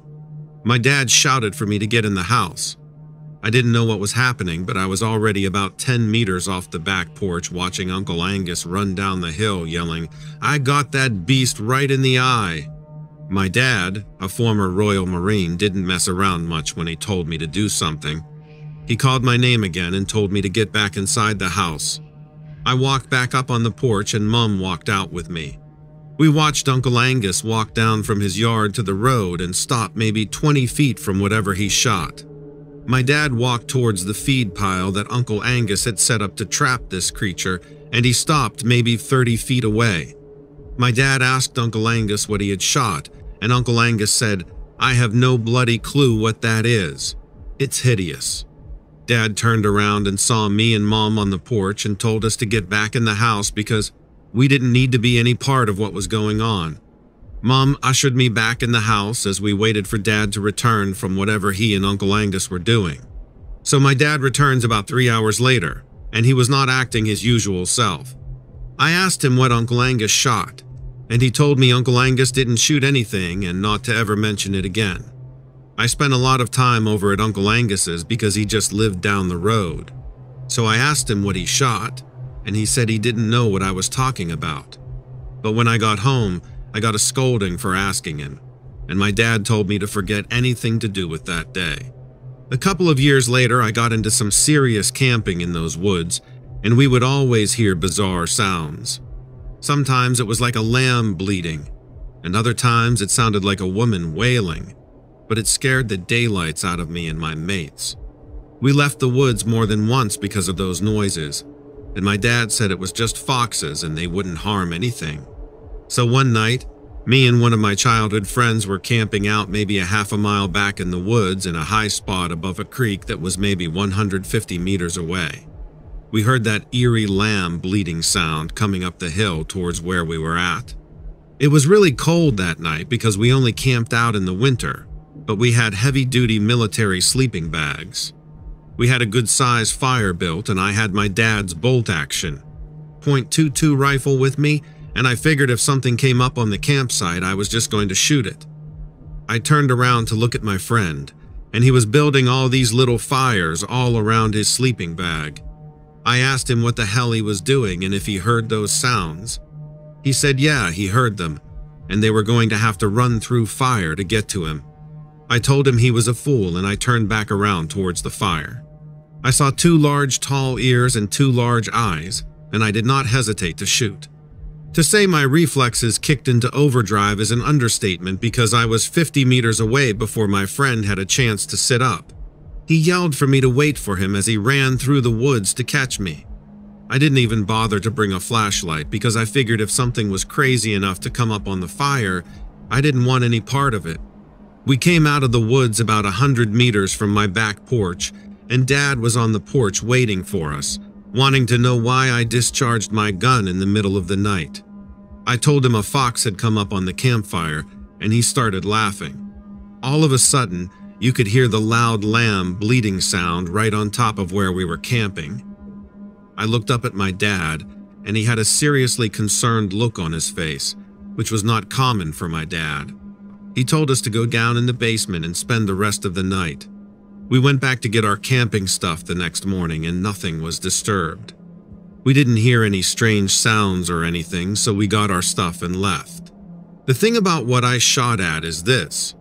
In my head, I thought it was a fox because all I saw was ears and eyes, but I never thought about how high they were off the ground.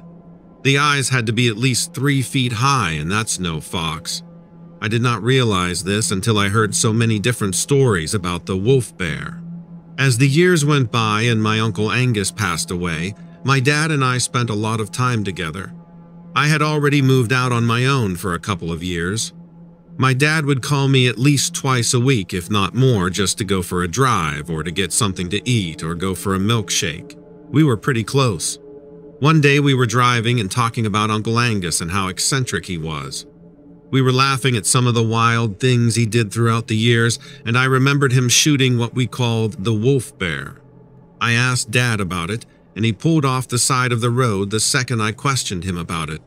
He gripped the steering wheel real tight and told me he had already warned me about asking him about what happened that day. I was a bit like Uncle Angus and told him I didn't really care about what he told me 13 years earlier because I wasn't a little boy anymore and I wanted to know what happened. He looked at me and his face was pale as a sheet and he said, "Lad, I don't know what that was, but it wasn't anything natural." I asked him what that meant, and he just said that he didn't want to ever talk about it and for me to please never ask him about it again.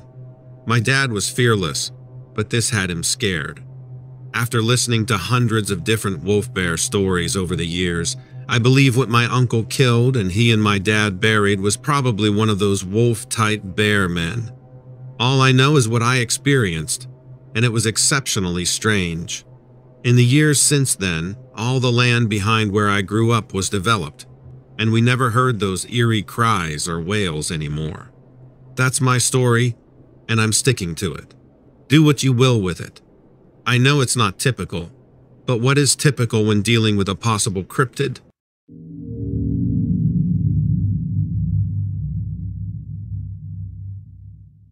I've got to tell you, your channel has been a godsend. It's like a soothing balm for my frazzled nerves. But I'll be straight with you, it hasn't calmed me enough to ever set foot in any city, mall, or even a crowded park again. Seriously, sometimes I can't even muster the courage to step outside my apartment. My family thinks I've lost it. My friends think I'm being overly dramatic. And the cops, they literally told me to stop wasting their time and see a shrink. But I'll tell you exactly what I saw. I'm sure you'll believe me. People need to know about this. It's important. So here's the thing. I traveled about an hour from my home to do some urban exploring in the heart of New York City.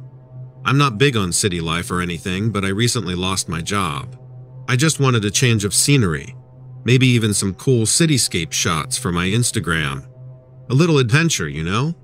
I parked and just started wandering. I didn't follow a specific route, I made my own. My phone was set to track my path so that I wouldn't get lost. Technology, right? As I was wandering, I got some pretty nice pics of towering skyscrapers, some interesting graffiti, and even a street performer. I was really enjoying myself, making my own way and just breathing. I had been going for almost 2 hours when I saw an old, abandoned building. It wasn't too far from me and the entrance was accessible. When I got to the building, I peeked inside and it was pitch black. So I turned on my phone's flashlight and that's when I realized this was an old warehouse. I got a little carried away, thinking about how I had discovered an abandoned warehouse, wondering if anyone else had ever been here. It was thrilling. Of course, I stepped in. I went in a few feet. I was being super careful, but I could see a concrete floor beneath me. I felt safe. So I kept walking forward, following the light from my flashlight. taking a picture here and there. I was maybe 20 or 30 feet in when I realized I was in a huge hall. A warehouse hall. There were a few doors in the walls surrounding the hall. I picked the closest one to me and looked in. It was another room. I could tell it was big enough to walk through, so I stepped through the door and carefully walked a few more feet. I heard a rustling sound. I stopped walking, thinking maybe I had disturbed something. I looked all around on the ground and saw nothing. I heard the rustling again. When I raised my phone up to look ahead of me, I saw a figure, only like not a figure. It was fully clothed in rags and looked really malnourished. It was crouched down on its hands and feet about 4 feet in front of me. It was so pale, like maybe it had never seen the light of day. Its face was sunken in and I could clearly see its cheekbones. It had all black eyes, not just the pupils like us, but all black. Between its hands on the ground was a half-eaten rat. I don't want to get too detailed because some people may have weak stomachs. I honestly thought I might hurl. I heard the rustling sound again and realized that it was making that noise. I don't know how I knew, but it was calling for its friends or family. Backup. I don't know, but it was trying to communicate and not with me. I moved back towards the way I came, but I kept my flashlight on it. It didn't seem to like the light too much. It didn't even try to move towards me at all. I was able to get back through the door. I took a quick look around and didn't see anything else. I ran for my life back the way I came. I could hear rustling and it was getting closer and louder. There had to be more than one. I felt like that rat, like I was being hunted. I was able to see the light from the original opening when I tripped. I dropped my phone and I'm not even gonna lie. I didn't even try to pick it up. I got right on up and got out of that building. I ran down those city streets. I was panting so hard, but my adrenaline would not let me stop. I only stopped when I was sure nothing had followed me. I realized I had no phone and no idea where I was. Honestly, I was just happy to be alive. I did eventually find a familiar street and managed to make it back to my car. I went to the local police station, which was pointless. They wouldn't take me seriously, so I just drove home. I cried and screamed so much on the drive. When I got home, I checked my phone's location. When I used the satellite feature, all I could see was a dense cityscape, no abandoned warehouse. The last time I checked the location of my phone, it had moved over a mile away from the original place I dropped it. It only had about 3% battery left, so I'm sure it has long died. That's what happened. I feel like I could have been eaten. I am so lucky that I didn't freeze up. I honestly wish I had taken a picture when I first saw that pale figure. I didn't even think about it. All of my other pictures uploaded to the cloud. Anyways, please guys, don't go into any abandoned buildings. I mean, even buildings that have been explored are probably dangerous. I know I wouldn't go in one.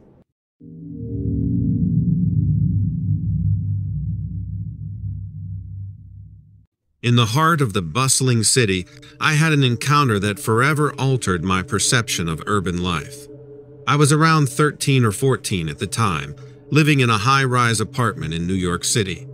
Every summer, my parents would send me to a week-long summer camp in the city's eastern district. The camp was an urban adventure theme, offering activities like rock climbing, archery, group games, and rooftop sing-alongs. The camp had 3 types of accommodations. The first was the penthouse suites, reserved for the older kids. The second was the loft apartments, akin to large open spaces with high ceilings. The third was the rooftop tents, where I was staying. The rooftop tent was a single-room structure, perched on the top of a high-rise building, surrounded by a 3-foot barrier to prevent anyone from falling off. It was open to the elements, but a slanted canvas roof protected us from rain. Each accommodation was about a quarter-mile apart, giving a sense of seclusion. Our group consisted of a counselor and about 6 kids. On the last night of camp, I was struggling to fall asleep. The city lights were unusually bright, and the sounds of the city were more noticeable than ever. I lay there, lost in my thoughts, when I began to notice a distinct sound that gradually became more distinguishable from the usual city noises. It sounded like faint rustling, but as the sound grew closer, I could tell that something was moving across the rooftops. I started listening closer, feeling a little nervous. The sound was getting progressively louder, and it started sounding like the noise was being made by the footsteps of a person rather than an animal. It was approaching from the south, which led towards the depths of the city, instead of from the north, where the camp facilities were located. That definitely made me think that it wasn't a counselor or someone coming to alert us of something. When I realized that, my curiosity changed to fear. I tried to roll over as quietly as I could to sit up and take a look over the barrier. As I did, I heard a slight rustling sound coming from my left. The other kids were still asleep, but I saw that the counselor who was sleeping with us in the rooftop tent was awake. He had rolled over in his cot to grab my attention when he saw that I was about to get up. He held up his hand to signal me to stop as soon as we made eye contact. I did what he told me and laid back down. I was just holding my breath and listening as hard as I could. The footsteps had stopped, which made me even more nervous since I had no idea where the thing was. Then I heard a strange sound that was like flapping. The counselor got out of his cot as quietly as he could, and I couldn't help myself. I followed him. As soon as we looked over the barrier, we saw this bizarre creature swoop out of the sky and land on the rooftop below us. It wasn't like anything I'd ever seen or heard of before. It was tall, dark, and winged, with glowing red eyes that shone in the darkness. It was like me and the counselor were just frozen there. And as we were staring down, the creature looked up and locked eyes with me. I don't know how to explain it, but I almost felt as if it had been seeking me out specifically. The creature didn't move, and it was like it was just studying us with this piercing gaze that felt like it went right through us. The silence then was almost deafening, and I was barely breathing, waiting for it to make its next move. And then it spread its wings and took off, soaring up into the city's skyline and disappearing in the darkness. We were basically just paralyzed with fear and didn't know what to do next. We stayed huddled in the rooftop tent for the rest of the night. There was no way we were going to venture anywhere not knowing where that thing had gone. And we didn't want to wake up the others and have a full-blown panic going on. At least it was only a couple hours until sunrise. And when it got light enough and everyone woke up, the counselor just calmly as possible herded us all to where the main camp was and settled us in the dining area. He ordered us to stay put while he went and talked to the camp director. The other kids didn't know what was going on, and I just did not want to talk about it at all. There was such a weird mood in the camp that morning while we waited for our parents to pick us up. It was a complete contrast to the usual last day shenanigans that would usually be going on. I don't know what the counselors told the parents. I did tell my mom and dad what I had seen. It's hard to know what they really thought. From that day on, I never looked at the city in the same way again. I had experienced something that hardly anyone would believe, and it really changed me.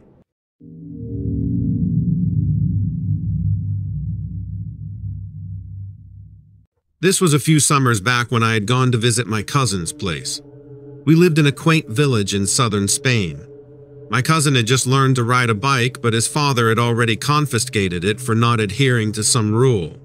So we were really bored, and there wasn't anything we felt like doing, so we decided to walk to the small market square. The walk there was quite lengthy. We had to cross some cobblestone streets and follow a narrow alleyway. By the time we got there, it was getting late. It was the weekend, and we thought we might run into someone we knew. We browsed through a couple of the stalls, but there was nothing interesting, so we went over to the little plaza. You know how it is when you're a kid and everything just seems dull. We were sitting on the fountain edge, and I spotted 2 local police cars parked at the end of the market square near this old bakery. My cousin thought they were probably searching for 2 boys who had been stealing fruits from the local orchards. We decided to start heading back since it was almost like 10 p.m. at that point, and I wasn't looking forward to the long walk back through the narrow streets and cobblestones in the dark. So we were walking past the bakery about to turn the corner, and I heard a drone. My cousin thought it was a police drone looking for the fruit thieves. I highly doubted they would go so far as to use a drone for such a minor crime. But I started to feel worried that the police might mistake us for the fruit thieves they were looking for. We were walking across the street from the police cars, and I tried not to act suspicious even though we hadn't done anything wrong. We rounded the corner and we came to the vast vineyard behind the market square. At the end of the vineyard, there are these dense olive groves. And it was at the boundary of the vineyard and the olive groves that we saw something peculiar. It was like a massive disc-like object that was floating there in midair. It was hovering just above the olive trees.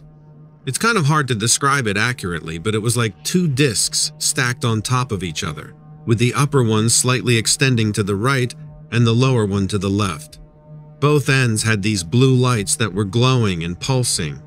Maybe it was because it was so dark, but the glowing seemed like it spread over a really large area. The object was enormous, and its shape seemed incompatible for an airborne object. I was completely bewildered by the scene in front of me. I could still hear the sound of a drone, but I didn't see any sign of one. Instead, I found myself staring at this impossible object suspended in midair. My cousin, who I knew wasn't really a believer in UFOs or aliens, was still insisting that it was some kind of police drone looking for the fruit thieves, which in my mind sounded more gullible than believing in UFOs, for God's sake. I mean, if we had drones like that, I'm pretty sure it would be top secret and not floating around in a vineyard. It was definitely not a drone. Its shape was just a disc, without wings or propellers. The fact that it was so huge and was able to stay suspended in midair was inexplicable, and it was positioned at an odd angle. I remember the next part clearly. I lifted my phone up to take a picture, and the object suddenly started spinning toward us. It was totally surreal. It spun really fast, like it was a propeller itself. You could hear the sound of the wind as it was cutting through the air. I was completely stunned. My mind was struggling to make sense of what was happening. It was like the object was responding to my phone. My cousin started panicking and pushed my hands down. Then the spinning motion immediately stopped, and the object began to reposition itself, lifting up a little and started to move toward the market square. I have to tell you, the drone sound hadn't been coming from the object. The drone we heard had appeared in front of the disc-shaped object, almost like it was escorting it away. The drone didn't look like a conventional one, though. Maybe it was because I was on the verge of hysteria, but it seemed to have a distorted shape and its lights were unusually bright. The lights were on inside it, which I thought was really weird for a drone flying around in the dark. I can't emphasize enough how unsettling the whole situation was. The object and the drone were hovering right above us, and it felt like we were in the middle of something that could be catastrophic. The sound of the drone blades was deafening, and the size of the object was mind-boggling. My cousin kept trying to rationalize it as some sort of police drone, but I knew deep down that it was not of this world. The way it moved, the lights, the sound, everything about it was just so strange and otherworldly. When you see something that doesn't fit into any category, it's like your brain just can't process it. My brain didn't know what to do with this information, and it was incredibly unnerving. It was like everything I thought I knew about the world was being questioned. But all we could do after all that was to just walk away. I looked back a few times, but then we both just wanted to get home as quickly as possible. It's strange to think that I used to think a close encounter would be cool, but after that experience, I don't ever want to go through something like that again.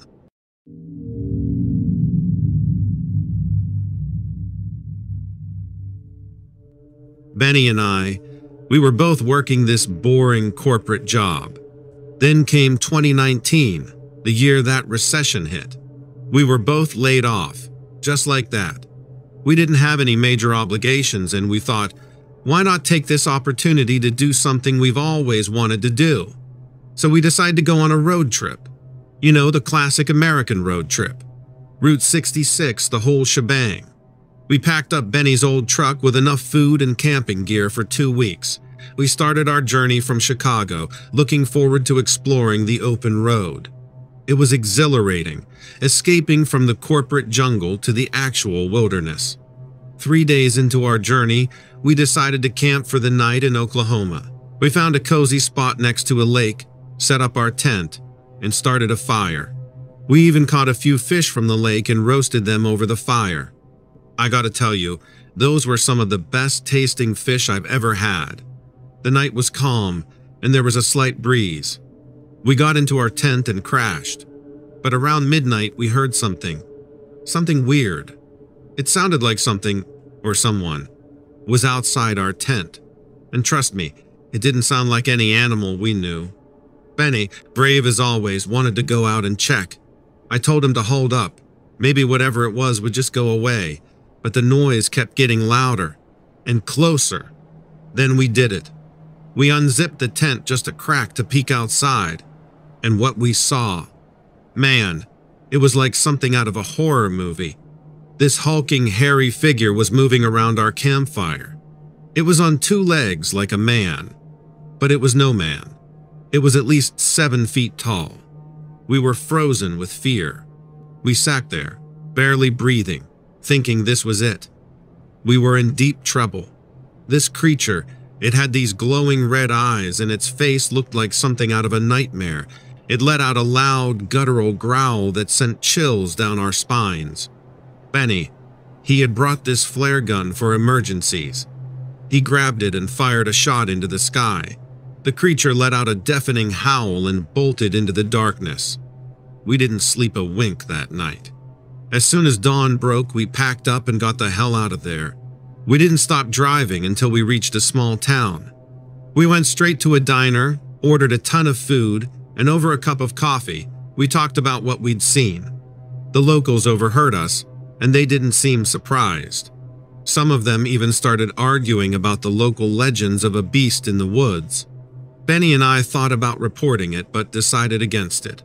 We just wanted to forget the whole experience. But I gotta tell you, it's hard to forget something like that. Sometimes, I wonder if we should have continued our road trip. But who knows what that thing was capable of? Anyway, that's my story. Hard to believe, right?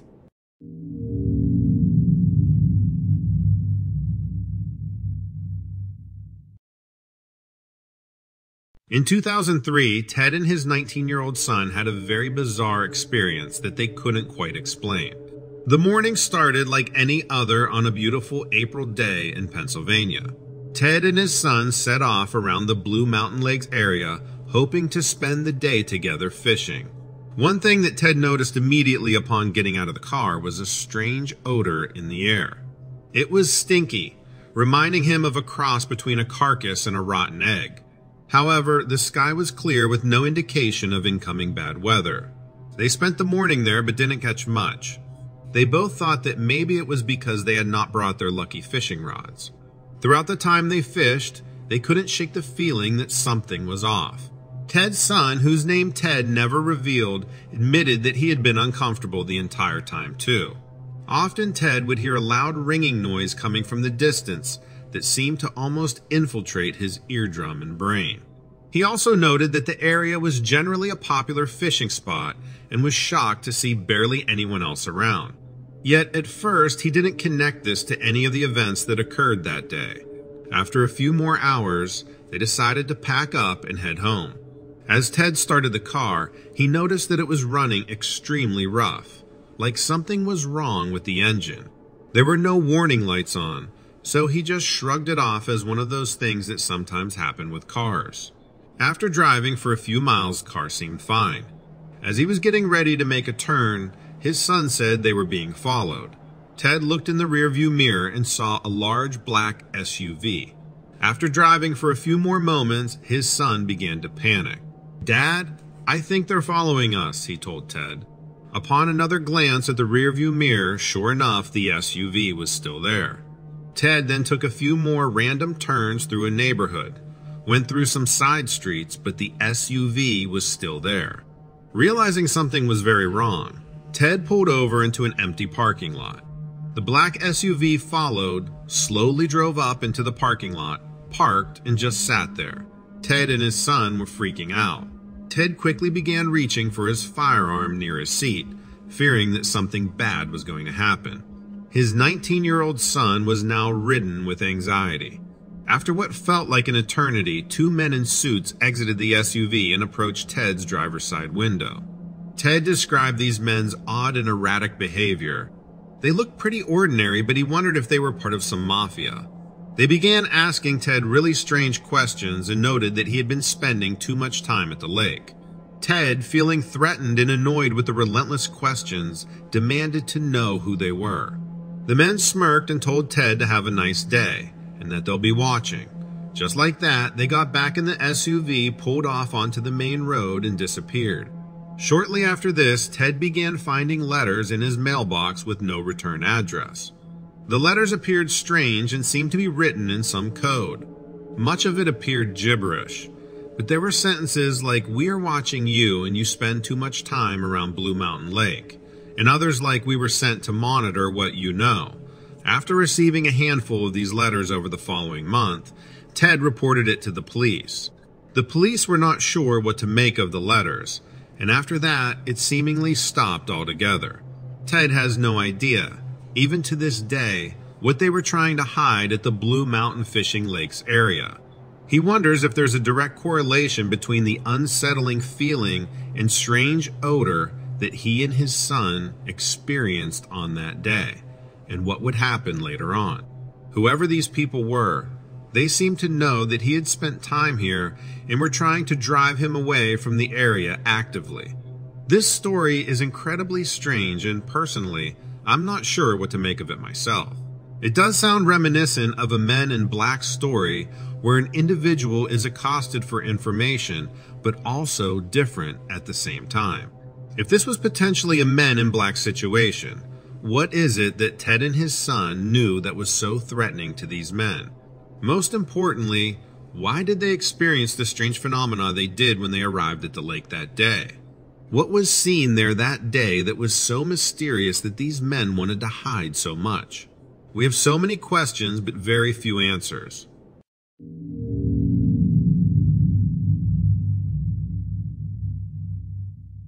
There's an old abandoned house in the woods behind my childhood home. You know that a house is old when it is so forgotten that a tree grows up through the floor and out the ceiling. When we were young, we called it the tree house. The paint was peeling and the roof had collapsed in a few of the bedrooms, but it was still the perfect hideout for a bunch of kids with nothing to do. It made the woods seem more interesting. We used to make up stories about the house and whoever might have lived there. They must have been cowboys, we said. That's how old it was. We said they were either cowboys or criminals, maybe both. Why else would the house be so isolated? We used to joke that they probably buried their guns or their bounties somewhere on the property. We even dug a few holes to make our fancies feel more tangible. All we ever found was bones. But they were not human. They were too small. We figured they were animal bones of some kind. Either way, they didn't hold our attention for long. Eventually, we were teenagers and we were using the house to drink or smoke. The paintings on the walls, which had always been too faded or rotten for us to truly see, became target practice for darts. The house had always been trashed. We weren't damaging it any further than time itself had. And the notches of the walls left by our games were nothing compared to the long scratches. From the beginning, we thought those scratches were peculiar. 4 deep grooves running horizontally from room to room. It was like a wide fork had been plunged into the walls and dragged around the perimeter. We never imagined what actually could have made those markings. The day we learned the truth and saw it for ourselves was the day we left the treehouse for good. One night there was a knock at the door. We shoved our paraphernalia under the crooked couch we dragged in from down the road. All of us were present. That meant it wasn't any of us at the door. No one else even knew about the place, as far as we knew. That meant one thing, it was our parents. But when we finally got around to opening the door, already muttering our sorry excuses, there was no one outside. We grabbed some of our flashlights and searched outside all around the house, suspecting that someone was playing a game with us. We were all riled up and eager to prove ourselves, especially after thinking that we had been caught out there, which had scared us all silly. We were going to find the prankster and give them a reason not to mess with us again. But we didn't know what we were looking for, not really. We didn't know what we'd find. We didn't know that our fears were only just beginning. Then something like the sound of a shovel dragging across stone started to drift to our ears from inside the house. How had they gotten around us to get inside? We didn't know. We didn't care. We just wanted to find them and let them know this was our place. It seemed important at the time. We hadn't seen it yet. But when we got back inside, we did see it. It was an adult. We knew that much because it stood as tall as our fathers. But it wasn't a man. And it wasn't a human. It had a bald, engorged head. Its eyes were bulbous and a little too far apart. Its mouth was wide and open, drooling and flashing rows of tiny needle-like teeth. Its skin was white and looked sticky. It looked like taffy that had melted in the sun. But worst of all was its hands. At the end of its arms were a set of hands that seemed to be stretched out, like each finger had been pulled out of socket. They were 3 times the length they should have been, and each digit ended in a sharp claw. Those claws were digging into the walls. They were carving a path, 4 rows from corner to corner. When we walked in, we interrupted. Those dark eyes jumped to us. It hissed and snarled. I'm not sure who it was, but one of us threw up. We cried, screamed, made an absolute mess of ourselves, and ran. We bolted out of that house, convinced that the creature was chasing us. One at a time, we risked a glance back. We were confident it was there, jumping between the tree branches or vaulting over the brush. Whether it really chased us or not, I don't know. The pursuit might have been a dream, something illustrated by the potency of our dread.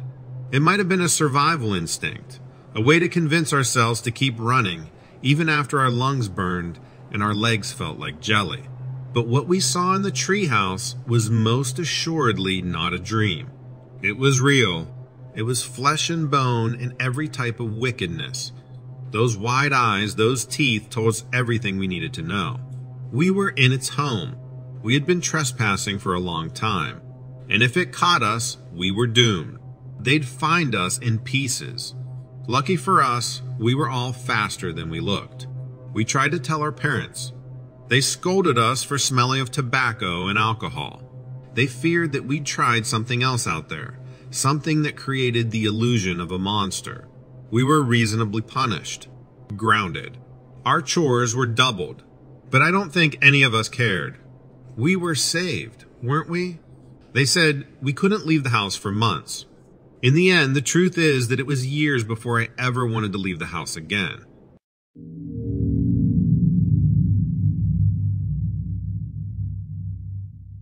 My name is Jonathan, and I am a ranger in a national park. I'm not going to give you my last name because I'm not ready to be that recognizable yet. I have been here for 5 years and never had an incident like this until now. A woman has gone missing and we believe she was taken by some creature. We don't know exactly what it is, but we are quite sure that she was taken by something big and powerful, and it seems to know its way around the most remote areas of the park, because she is nowhere to be found.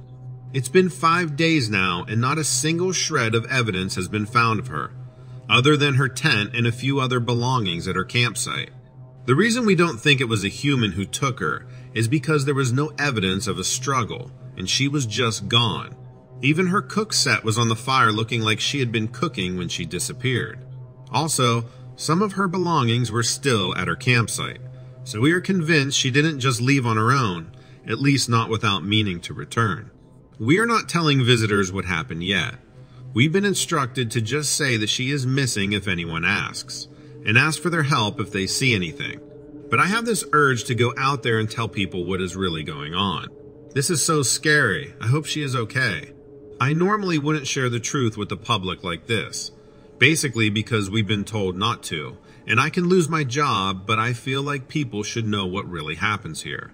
It was actually her family that first notified us when they didn't hear from her for a few days. They said she normally would at least send a text once a day. We looked and found her name in our logs and headed out to where she was camping. And that's when we found the footprints and no sign of her, and we instantly knew that something was wrong. I'll share with you now why we were instantly on alert and convinced it wasn't a human. 3 years ago, almost these exact same set of circumstances happened, but we did find the remains of that camper. There were signs of a creature attacking and consuming him, including fur and certain marks on his body. I won't get into the gory part, but the creature left quite a bit of evidence behind that helped us know it wasn't human, including the exact same set of footprints found at this girl's site. We have never been able to find out what the creature exactly looks like, and we're hesitant to call in forensics experts, as we don't really want this getting out there. But we're all really petrified, knowing it is still out there. And now this woman has gone missing in the same way, and we have no idea where she is. The unknowing is really what is hardest for me. I wish the higher-ups would just allow experts to come in and help us. I mean, who knows what this creature might do next? I'm scared it could come after one of us, target and follow us while we're out searching for clues. We've been scouring the area for any sign of her, but we just can't find her. The only thing we have to go on is this creature's prints, which are huge. And the truth is that we've found huge footprints just like these near the places that other people have gone missing. Some say that she wandered off and got lost, but I just don't believe that. She was a very experienced hiker and knew these woods like the back of her hand. And plus, if she had just wandered off, why was her gear left behind? Her family says there's no way she would have left without it. Being in the outdoors was her refuge and her gear meant everything to her. So what does this creature look like? We really don't know. But it's big and has a very strange footprint like I mentioned. I guess I'm fixated on the footprints, but it's true. I can't get them out of my mind. Some say it's a Sasquatch, but I highly doubt that. This creature is something else, something new that hasn't been identified yet. I think we've never seen anything like it before. Whatever it is, we need to find this creature and get it out of the area. It's not safe for anyone, especially not for the visitors who come here thinking they're in one of the safest places on Earth. I'm scared and I don't know what else to do. Please, if you have any information on this creature or have seen anything, please let us know. We need your help.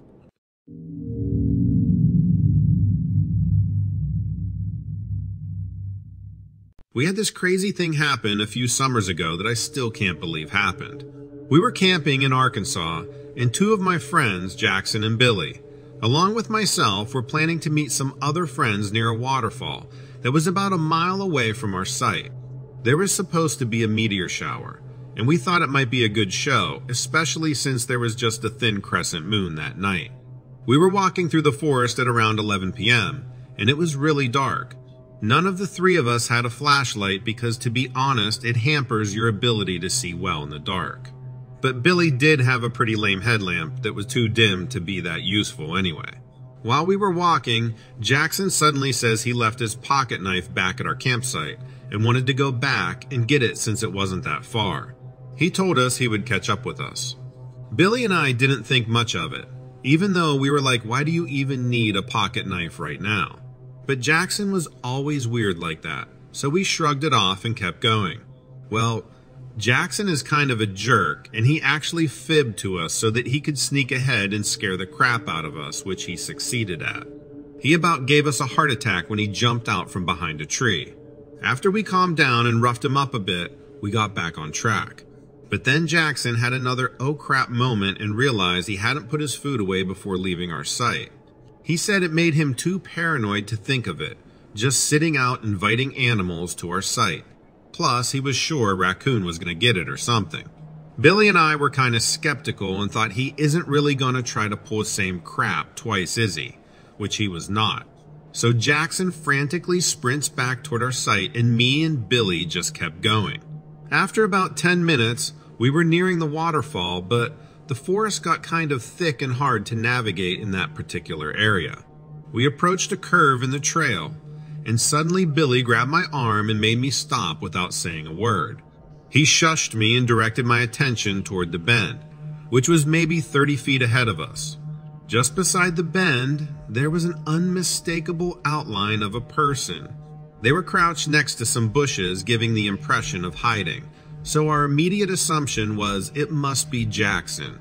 We were whispering and trying to decide if we should just rush up there and tackle him, but we decided to just ruin his fun, so we could hurry up and go see the meteor shower. We just casually walked toward him shouting, "You're real sneaky, Jack. We definitely can't see you." As soon as I said this, the silhouette stood up. I was like, why don't you just stop with this nonsense? The silhouette turned and faced me and Billy. It felt weird. It was a creepy sensation. Jackson would have just stopped at that point. And on top of that, this person had not said a word yet, while the two of us had been taunting him. Again, neither of us had a good light, so we couldn't actually see any details. We slowed our approach slightly and started saying things like, "Dude, quit messing around and come on. We need to hurry up." At this point, the silhouette starts coming out of the foliage. He starts at a very slow walk and is slowly increasing his pace. Billy and I stop walking and are getting totally creeped out at this point.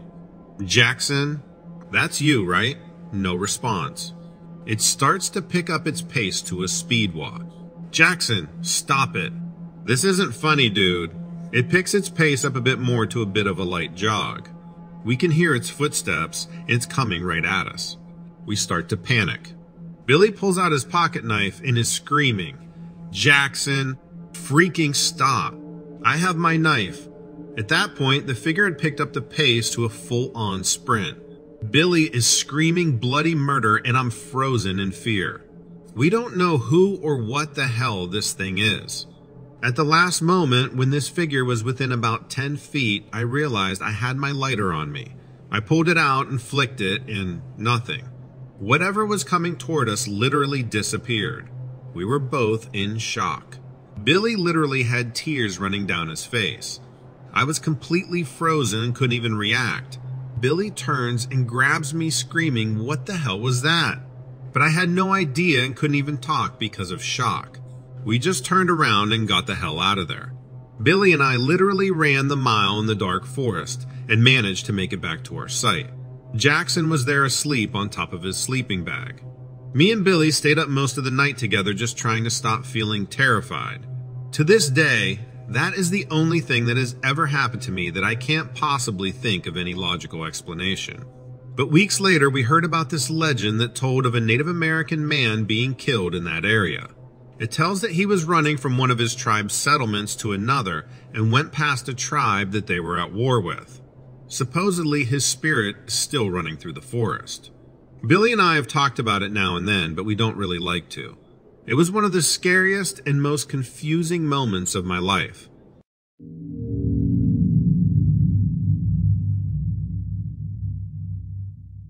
When I was 15, my parents moved us from our Chicago suburb to a tiny town up in northern Minnesota.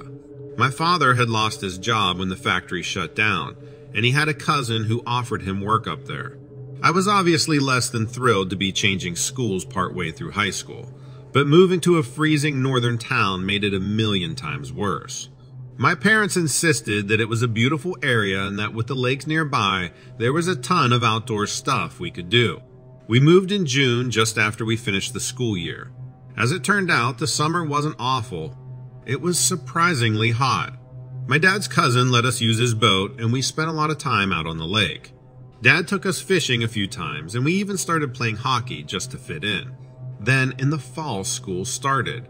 The new school we went to was ridiculously small compared to my school back in Chicago. But I made some friends pretty quickly, and I decided that I could survive these last 2 years before returning to Chicago for college. Then, winter hit. Winter in Chicago had been tough, so I thought I was prepared. Nope. This was absolute hell. The temperature was regularly in the single digits, if not below zero. Also, we were close enough to the lake that the wind chill dropped at another 20 degrees. I barely left my room most days, except for school or hockey practice. By February, I was going stir crazy. Then by spring, we started to get warm spells, and out of desperation, my brother and I begged my parents to take us somewhere, anywhere. They ended up suggesting we spend the weekend at a state forest about an hour away. Our parents had bought everyone kayaks for Christmas as a peace offering for having to move. The park had tons of lakes and rivers, so we were going to kayak and hike and camp overnight. We got to the park Saturday morning, no problem. We found a campsite, set up, and then lugged our kayaks to a launch point. We kayaked around the lake for hours, taking pictures of wildlife, fishing, and just hanging out. When we returned to the campsite, we walked around for a little while, then made a campfire and had dinner. Despite the abnormally warm day, it was still supposed to get cold overnight, so we had brought extra blankets and lots of them. The kayaking had taken a lot out of us, so we all fell asleep right away. In the middle of the night, I woke up needing to go to the bathroom. I ignored it for as long as I could, not wanting to get out of my sleeping bag, but eventually I had no choice. I wrestled my way out, trying not to wake my brother up, and threw on boots and my coat.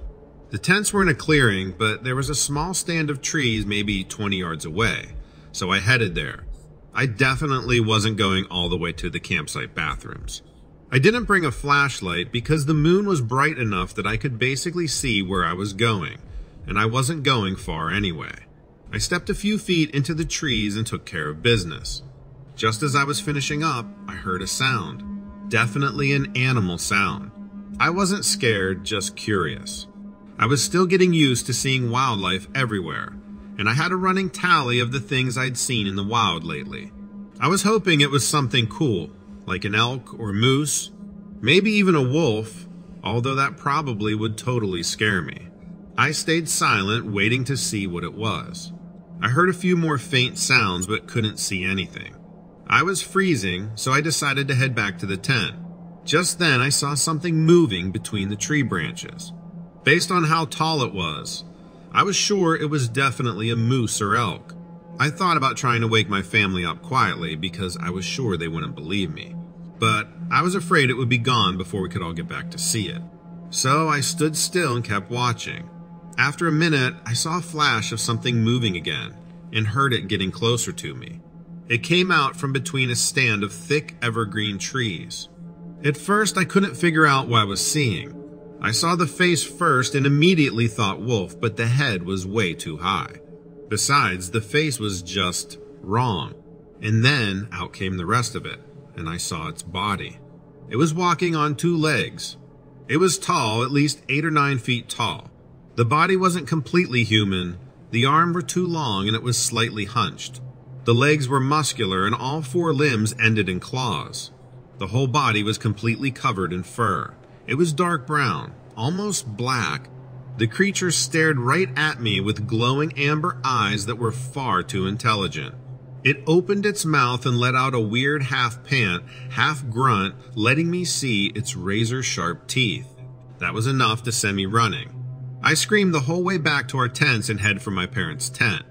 Of course, by the time they got up, the hideous creature was gone, and of course they didn't believe me. They insisted that I was either still asleep or had seen shadows playing tricks on me in the woods. But I knew. I knew what I saw. Back home, I searched online and eventually found exactly what I was looking for. Some pictures were different, but a few were almost identical to what I had seen that night. Online, I found other people who had seen the same thing I did, and they were all calling it a dogman. My family never believed me, but from that day on, I refused to ever go back to that park.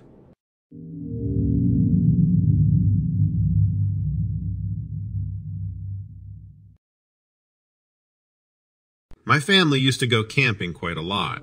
We owned a plot of land by a river about 40 minutes from where we lived, and it only took about an hour to get there. There weren't any buildings there, none of the privileges of modern society, but there was enough space for us to park our camper. We'd drive out, settle down, and get all the comforts of the RV with all the beauty of nature right outside our door. Maybe it wasn't real camping like building fires and sleeping under the stars, but it was close. It was enough for us. At least it kept us coming back every summer. We'd swim in the river, go fishing, and count all the different types of birds we could see. It was a good break from our day-to-day life, which was typically modern and hectic. That routine of ours stopped when I was in my late teens.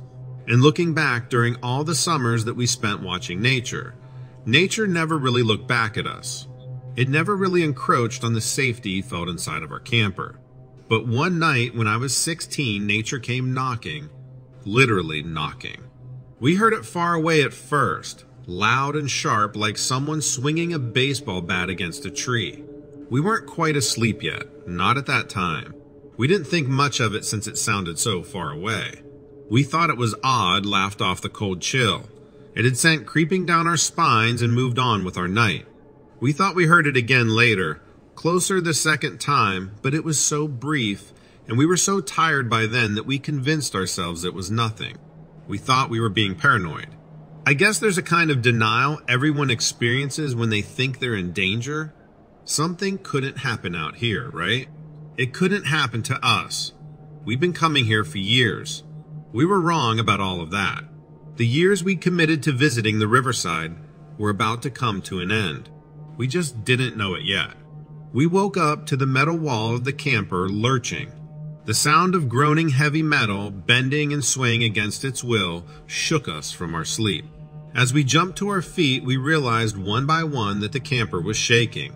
Our area isn't prone to earthquakes, but we didn't know what else it could be. We dropped to the ground, took the best cover that we could, and waited for the shaking to pass. We were huddled together and gasping by the time it finally ended. You could tell that something was off. None of us really understood what was happening, but we thought it was over. We were relieved.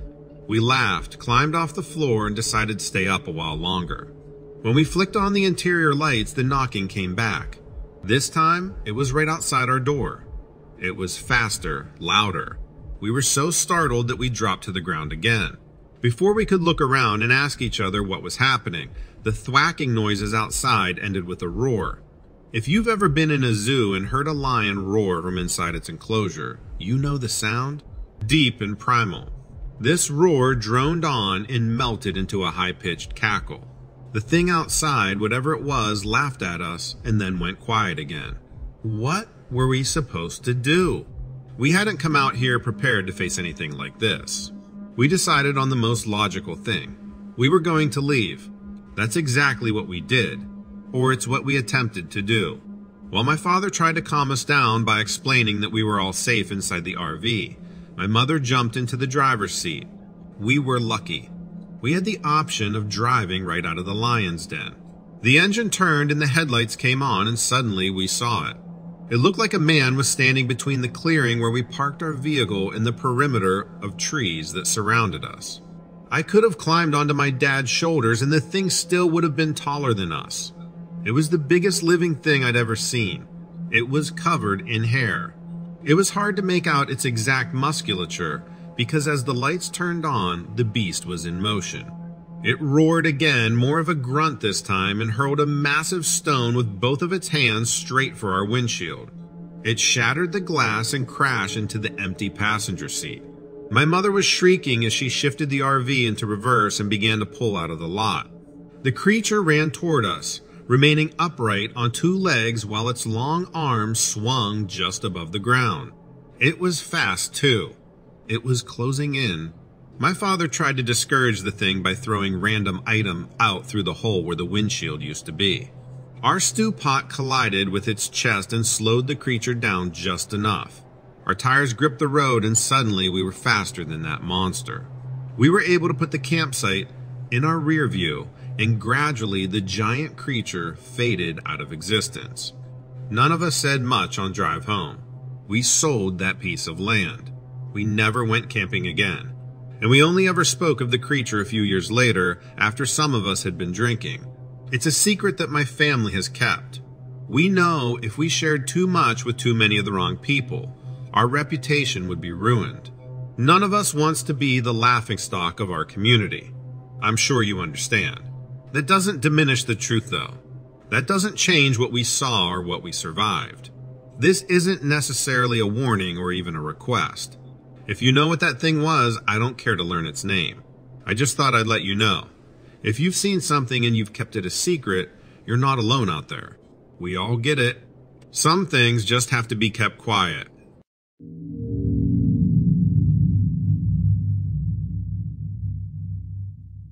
This happened on a hot and humid afternoon in July in 2018. I found myself wandering in the dense, lush swamplands of Louisiana near my home. My primary reason for being there was my recent move to Baton Rouge for work and the feeling that I wanted to familiarize myself with the intriguingly wild surroundings.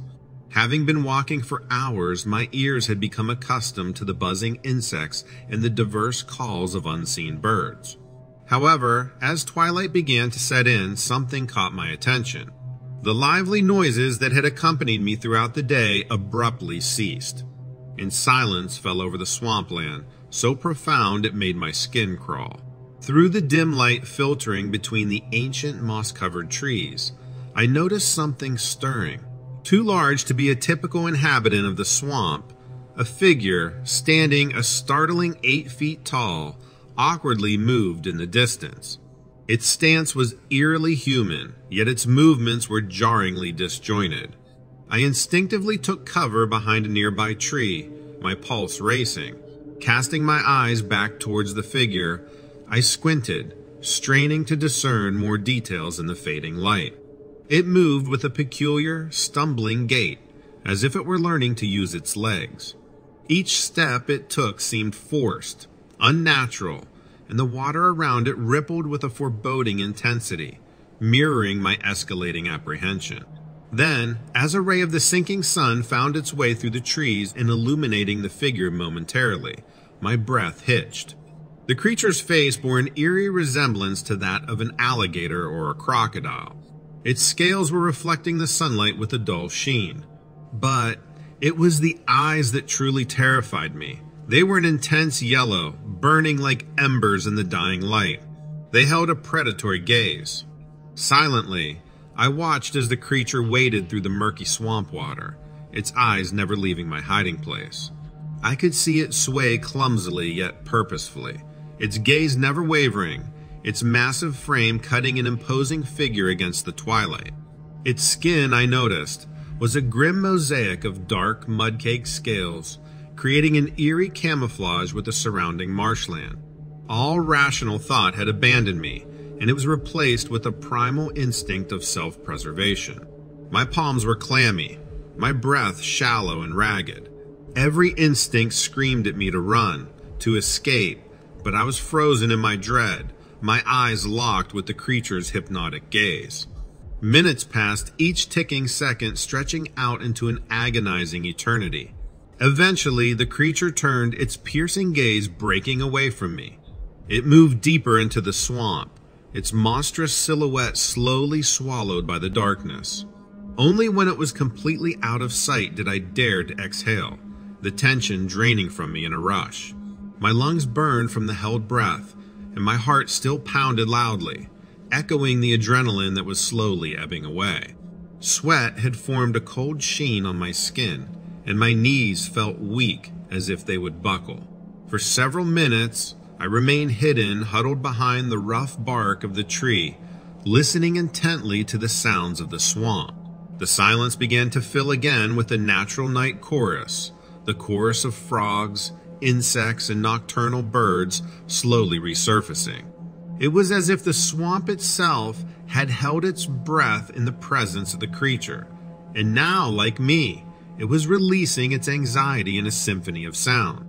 Gradually, I felt the paralysis of fear subside, replaced by a mix of bewilderment and exhilaration. I dared to peek from my hiding place, half expecting those haunting yellow eyes to pierce through the gloom.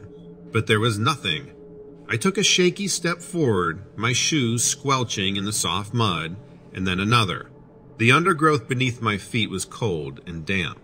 I needed to leave to escape this thicket that I now knew was this creature's home.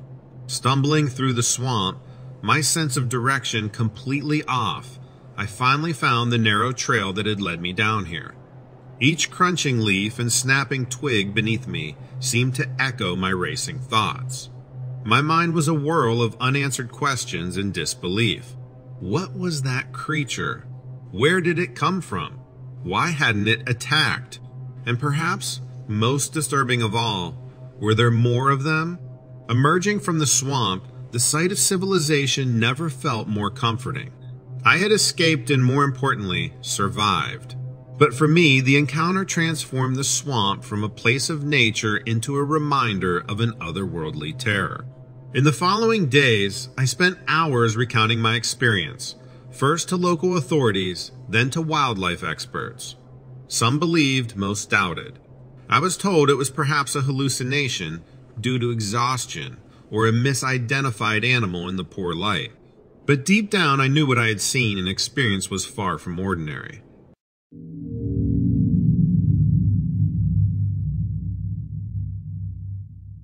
Hi, Donovan. My name is Daryl, and I'm a psychology student at Temple University. I'm a big fan of your show and follow a lot of cryptid channels. I'm fascinated by how the human mind sees monsters in the shadows, but I've never been a big believer in the existence of legendary animals or the supernatural. However, this summer I had my own strange encounter that is making me rethink my past assumptions. I've gone over the encounter again and again in my head, and no amount of rationalization or psychological theories can explain the physical evidence I encountered. I want to tell myself that I didn't see anything supernatural, just a mundane animal that my adrenaline-fueled mind saw as demonic. However, I was not alone in this encounter, and the person with me described what I saw in perfect detail. I admit I was terrified by what I saw, but the scholar in me is persistent, and I made sure to have her write down what she saw before we spoke about it. I didn't want to risk talking about it first and taint each other's memories of the event. Sorry if I sound like a nerd, but this is why I listen to cryptozoology podcasts and YouTube channels in the first place, to understand human psychology. I guess I should give you some backstory. I was at a party 2 months back at a friend of a friend's house in West Philly. I met a cute girl from Drexel who was an engineering major, and we hit it off. It came out in the conversation that she was big into backpacking and wanted to hike the entire Appalachian Trail after she graduated. I grew up camping and being in the outdoors, so I offered to go backpacking with her sometime. Looking back, that was a little bit creepy, offering to take some girl you just met out in the woods all alone. But she was all for it, so we made plans to go the following weekend. I'm not from Philly, so I really didn't know the area, but I heard the New Jersey Pine Barrens weren't too far and that they were known for being a vast range of wilderness. A casual hike on a crowded trail didn't seem like enough. So we headed to South Jersey for what I hoped would be a cool experience in the Pine Barrens. It was awkward at first, just the two of us alone. There was no one else to chime in when the conversation lagged, but I thought it was still going well. We were about 3 miles into the hike when I noticed a strange smell. It was like someone had lit off fireworks in the area. There was a sulfurous haze hanging in the air. She wrinkled her nose up when she smelled it too. She walked past me to get away from the smell, but she jumped back with a yelp.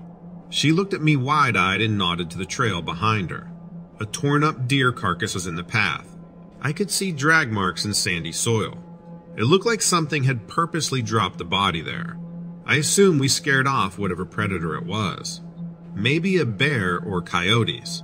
We walked another few miles and made camp. Our plan was to walk a different trail that looped back to where we parked in the morning. She brought a small tent. It was summer, so I didn't bother bringing my own. I just tied a tarp up over me in case it rained and set my sleeping bag down. I slept for a few hours, but something woke me up. My skin was prickling like I was in dry desert heat. The sulfur stench we smelled near the mutilated deer carcass was in the air again, but now it was stronger. My nose and throat felt irritated, like I was breathing in smoke. My eyes adjusted to the darkness, and I saw a shape at the edge of the clearing. The shape was large, at least 7 feet tall. It had a long horse-like head and a thin neck. I didn't see much of its body because I was distracted by intense red eyes.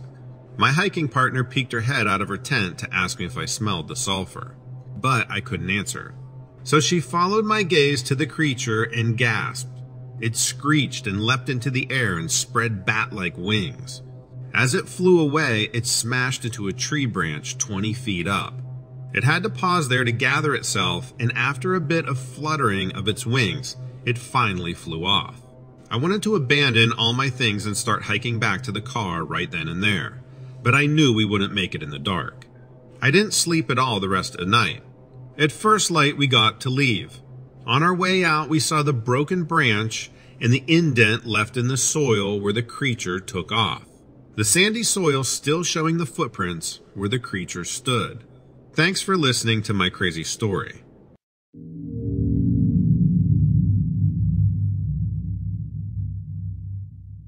What is it about Alaska that's just so darn creepy? Maybe it's the miles and miles of barren wilderness. Maybe it's the complete desolation and thick, untamed woods. In this episode, we are going to explore a handful of tales brought to me by a girl who calls herself Crystal. Crystal has had a handful of strange and terrifying experiences up in Alaska. Crystal's story begins on Wrangell Island, where she lived in a neighborhood positioned across from an ocean beach. To the left lay a dense forest and a mountain loom behind their neighborhood. Their home was the last one on the street, which placed them closest to the hills and woods and farthest from the other homes in the subdivision. The woods were lush, damp, and intimidating, yet also mossy, bountiful, and eerily beautiful.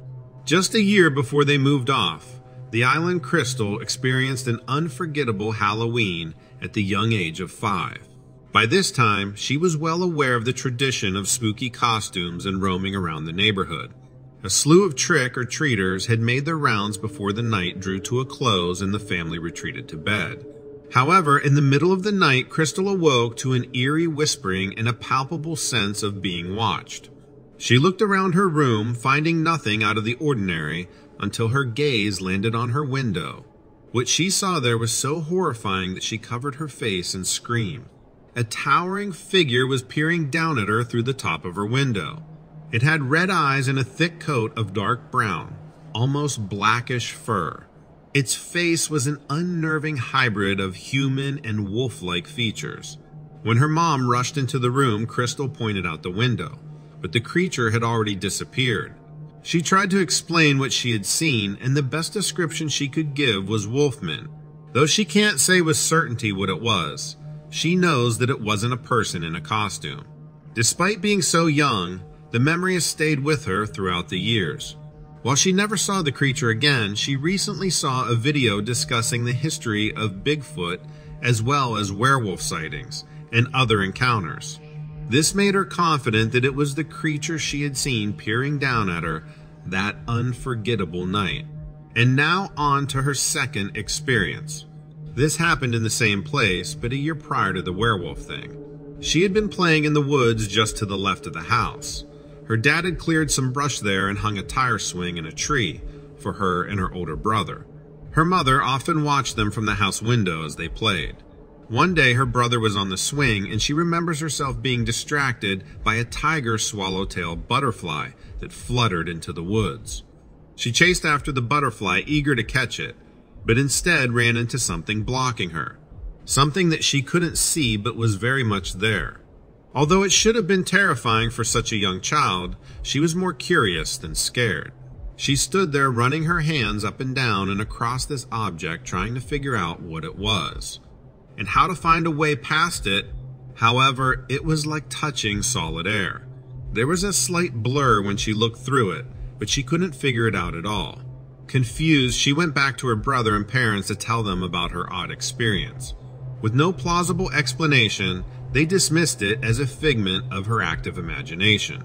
Years later, she discovered that she had been heading towards a rocky cliff that was located in the same direction she was headed. She later wondered if some divine intervention had prevented her from coming across it and tumbling off the precipice. But she always wondered if it could have been something else. For example, it could have been an invisible force field or one of those glimmer men or an unseen entity from another realm. After all, her home was nestled in an area where many tales of uncanny incidents happened. Who really knows what she encountered that day in the woods? And finally, we come to her third experience. On the same island, in the same house, and roughly within the same year that she saw the strange wolfman, creature Crystal experienced another unnerving event. It was the peak of summer in the early morning hours, and Crystal and her entire family were fast asleep. A noise or a voice woke her up, prompting her to try to get out of bed. However, she was unable to move. Despite her mind being awake and her brain functioning, her limbs wouldn't cooperate beyond an occasional twitch. She began crying out to her parents. They eventually walked into her room, but they looked strange and their words were unintelligible to her.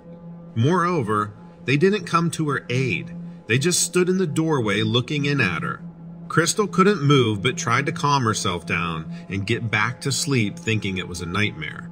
But sleep wouldn't come. After some time, she managed to drag herself out of bed, only to fall flat on the floor as her legs didn't work. Using her arms, she painstakingly pulled herself down the hallway to her parents' bedroom, where she found them awake. They were also unable to move. Meanwhile, her brother was shouting from the other side of the house, indicating that he too was unable to move. After about an hour, or perhaps more, everyone slowly regained control of their limbs. They spent the entire day trying to understand the inexplicable incident, but completely unable to comprehend what had occurred. They all described the feeling as though they had been stunned by something, like they had been shocked by a taser or something.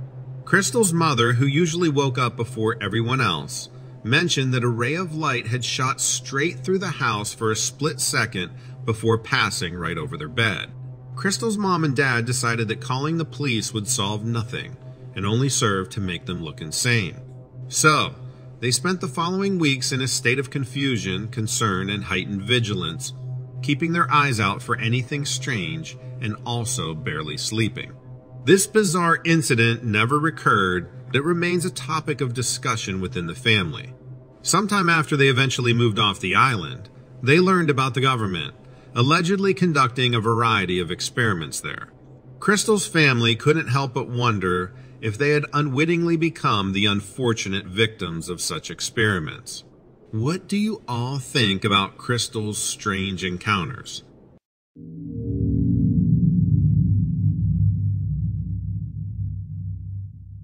On the crisp evening of November 4th, 2015, a simple man named Benjamin found his life taking a turn from the ordinary to the extraordinary. Prior to this transformative event, his life was marked by the peaceful monotony of living in solitude, surrounded by the picturesque wilderness of the Pacific Northwest. Benjamin was a humble man, appreciating the quiet simplicity his life offered, free from the hustle and bustle of modern urban living. He spent his days tending to his cabin and hunting for food, content with the steady rhythm of life that the forest provided. He felt a sense of belonging among the trees and the multitude of creatures that called the forest home. His existence, however, was to be significantly altered by an encounter that would be as mystifying as it was terrifying. That fateful evening began like any other, with the sun setting behind the towering peaks and the forest cloaked in twilight. But as the cool winds of November began to sweep across the land and the moon began to rise, an extraordinary story unfolded. Huge pine trees that had been there for over 100 years surrounded the small cabin. Their green needles were like a thick blanket, making the cabin seem like a tiny spot in a giant wild painting. The area around the cabin was crisscrossed by small streams that chuckled and babbled as they flowed, and colorful wildflowers popped up here and there, adding spots of color to the mostly green landscape. One chilly evening, as Benjamin was walking back home from a day of hunting, something strange happened. He noticed a smell that wasn't normal. The forest usually smelled fresh and earthy, like damp leaves and pine trees. But this smell definitely wasn't good. The smell was strong and made Benjamin's nose wrinkle in disgust. It reminded him of a stinky bathroom mixed with the smell of a skunk and a musty smell that he couldn't quite put a name to. It was a smell that made his stomach churn and made him want to cover his nose. Then he heard a sound that made him freeze in his tracks.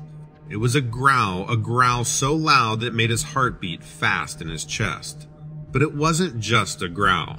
After the growl, there was a series of strange, high-pitched whooping sounds that echoed through the trees.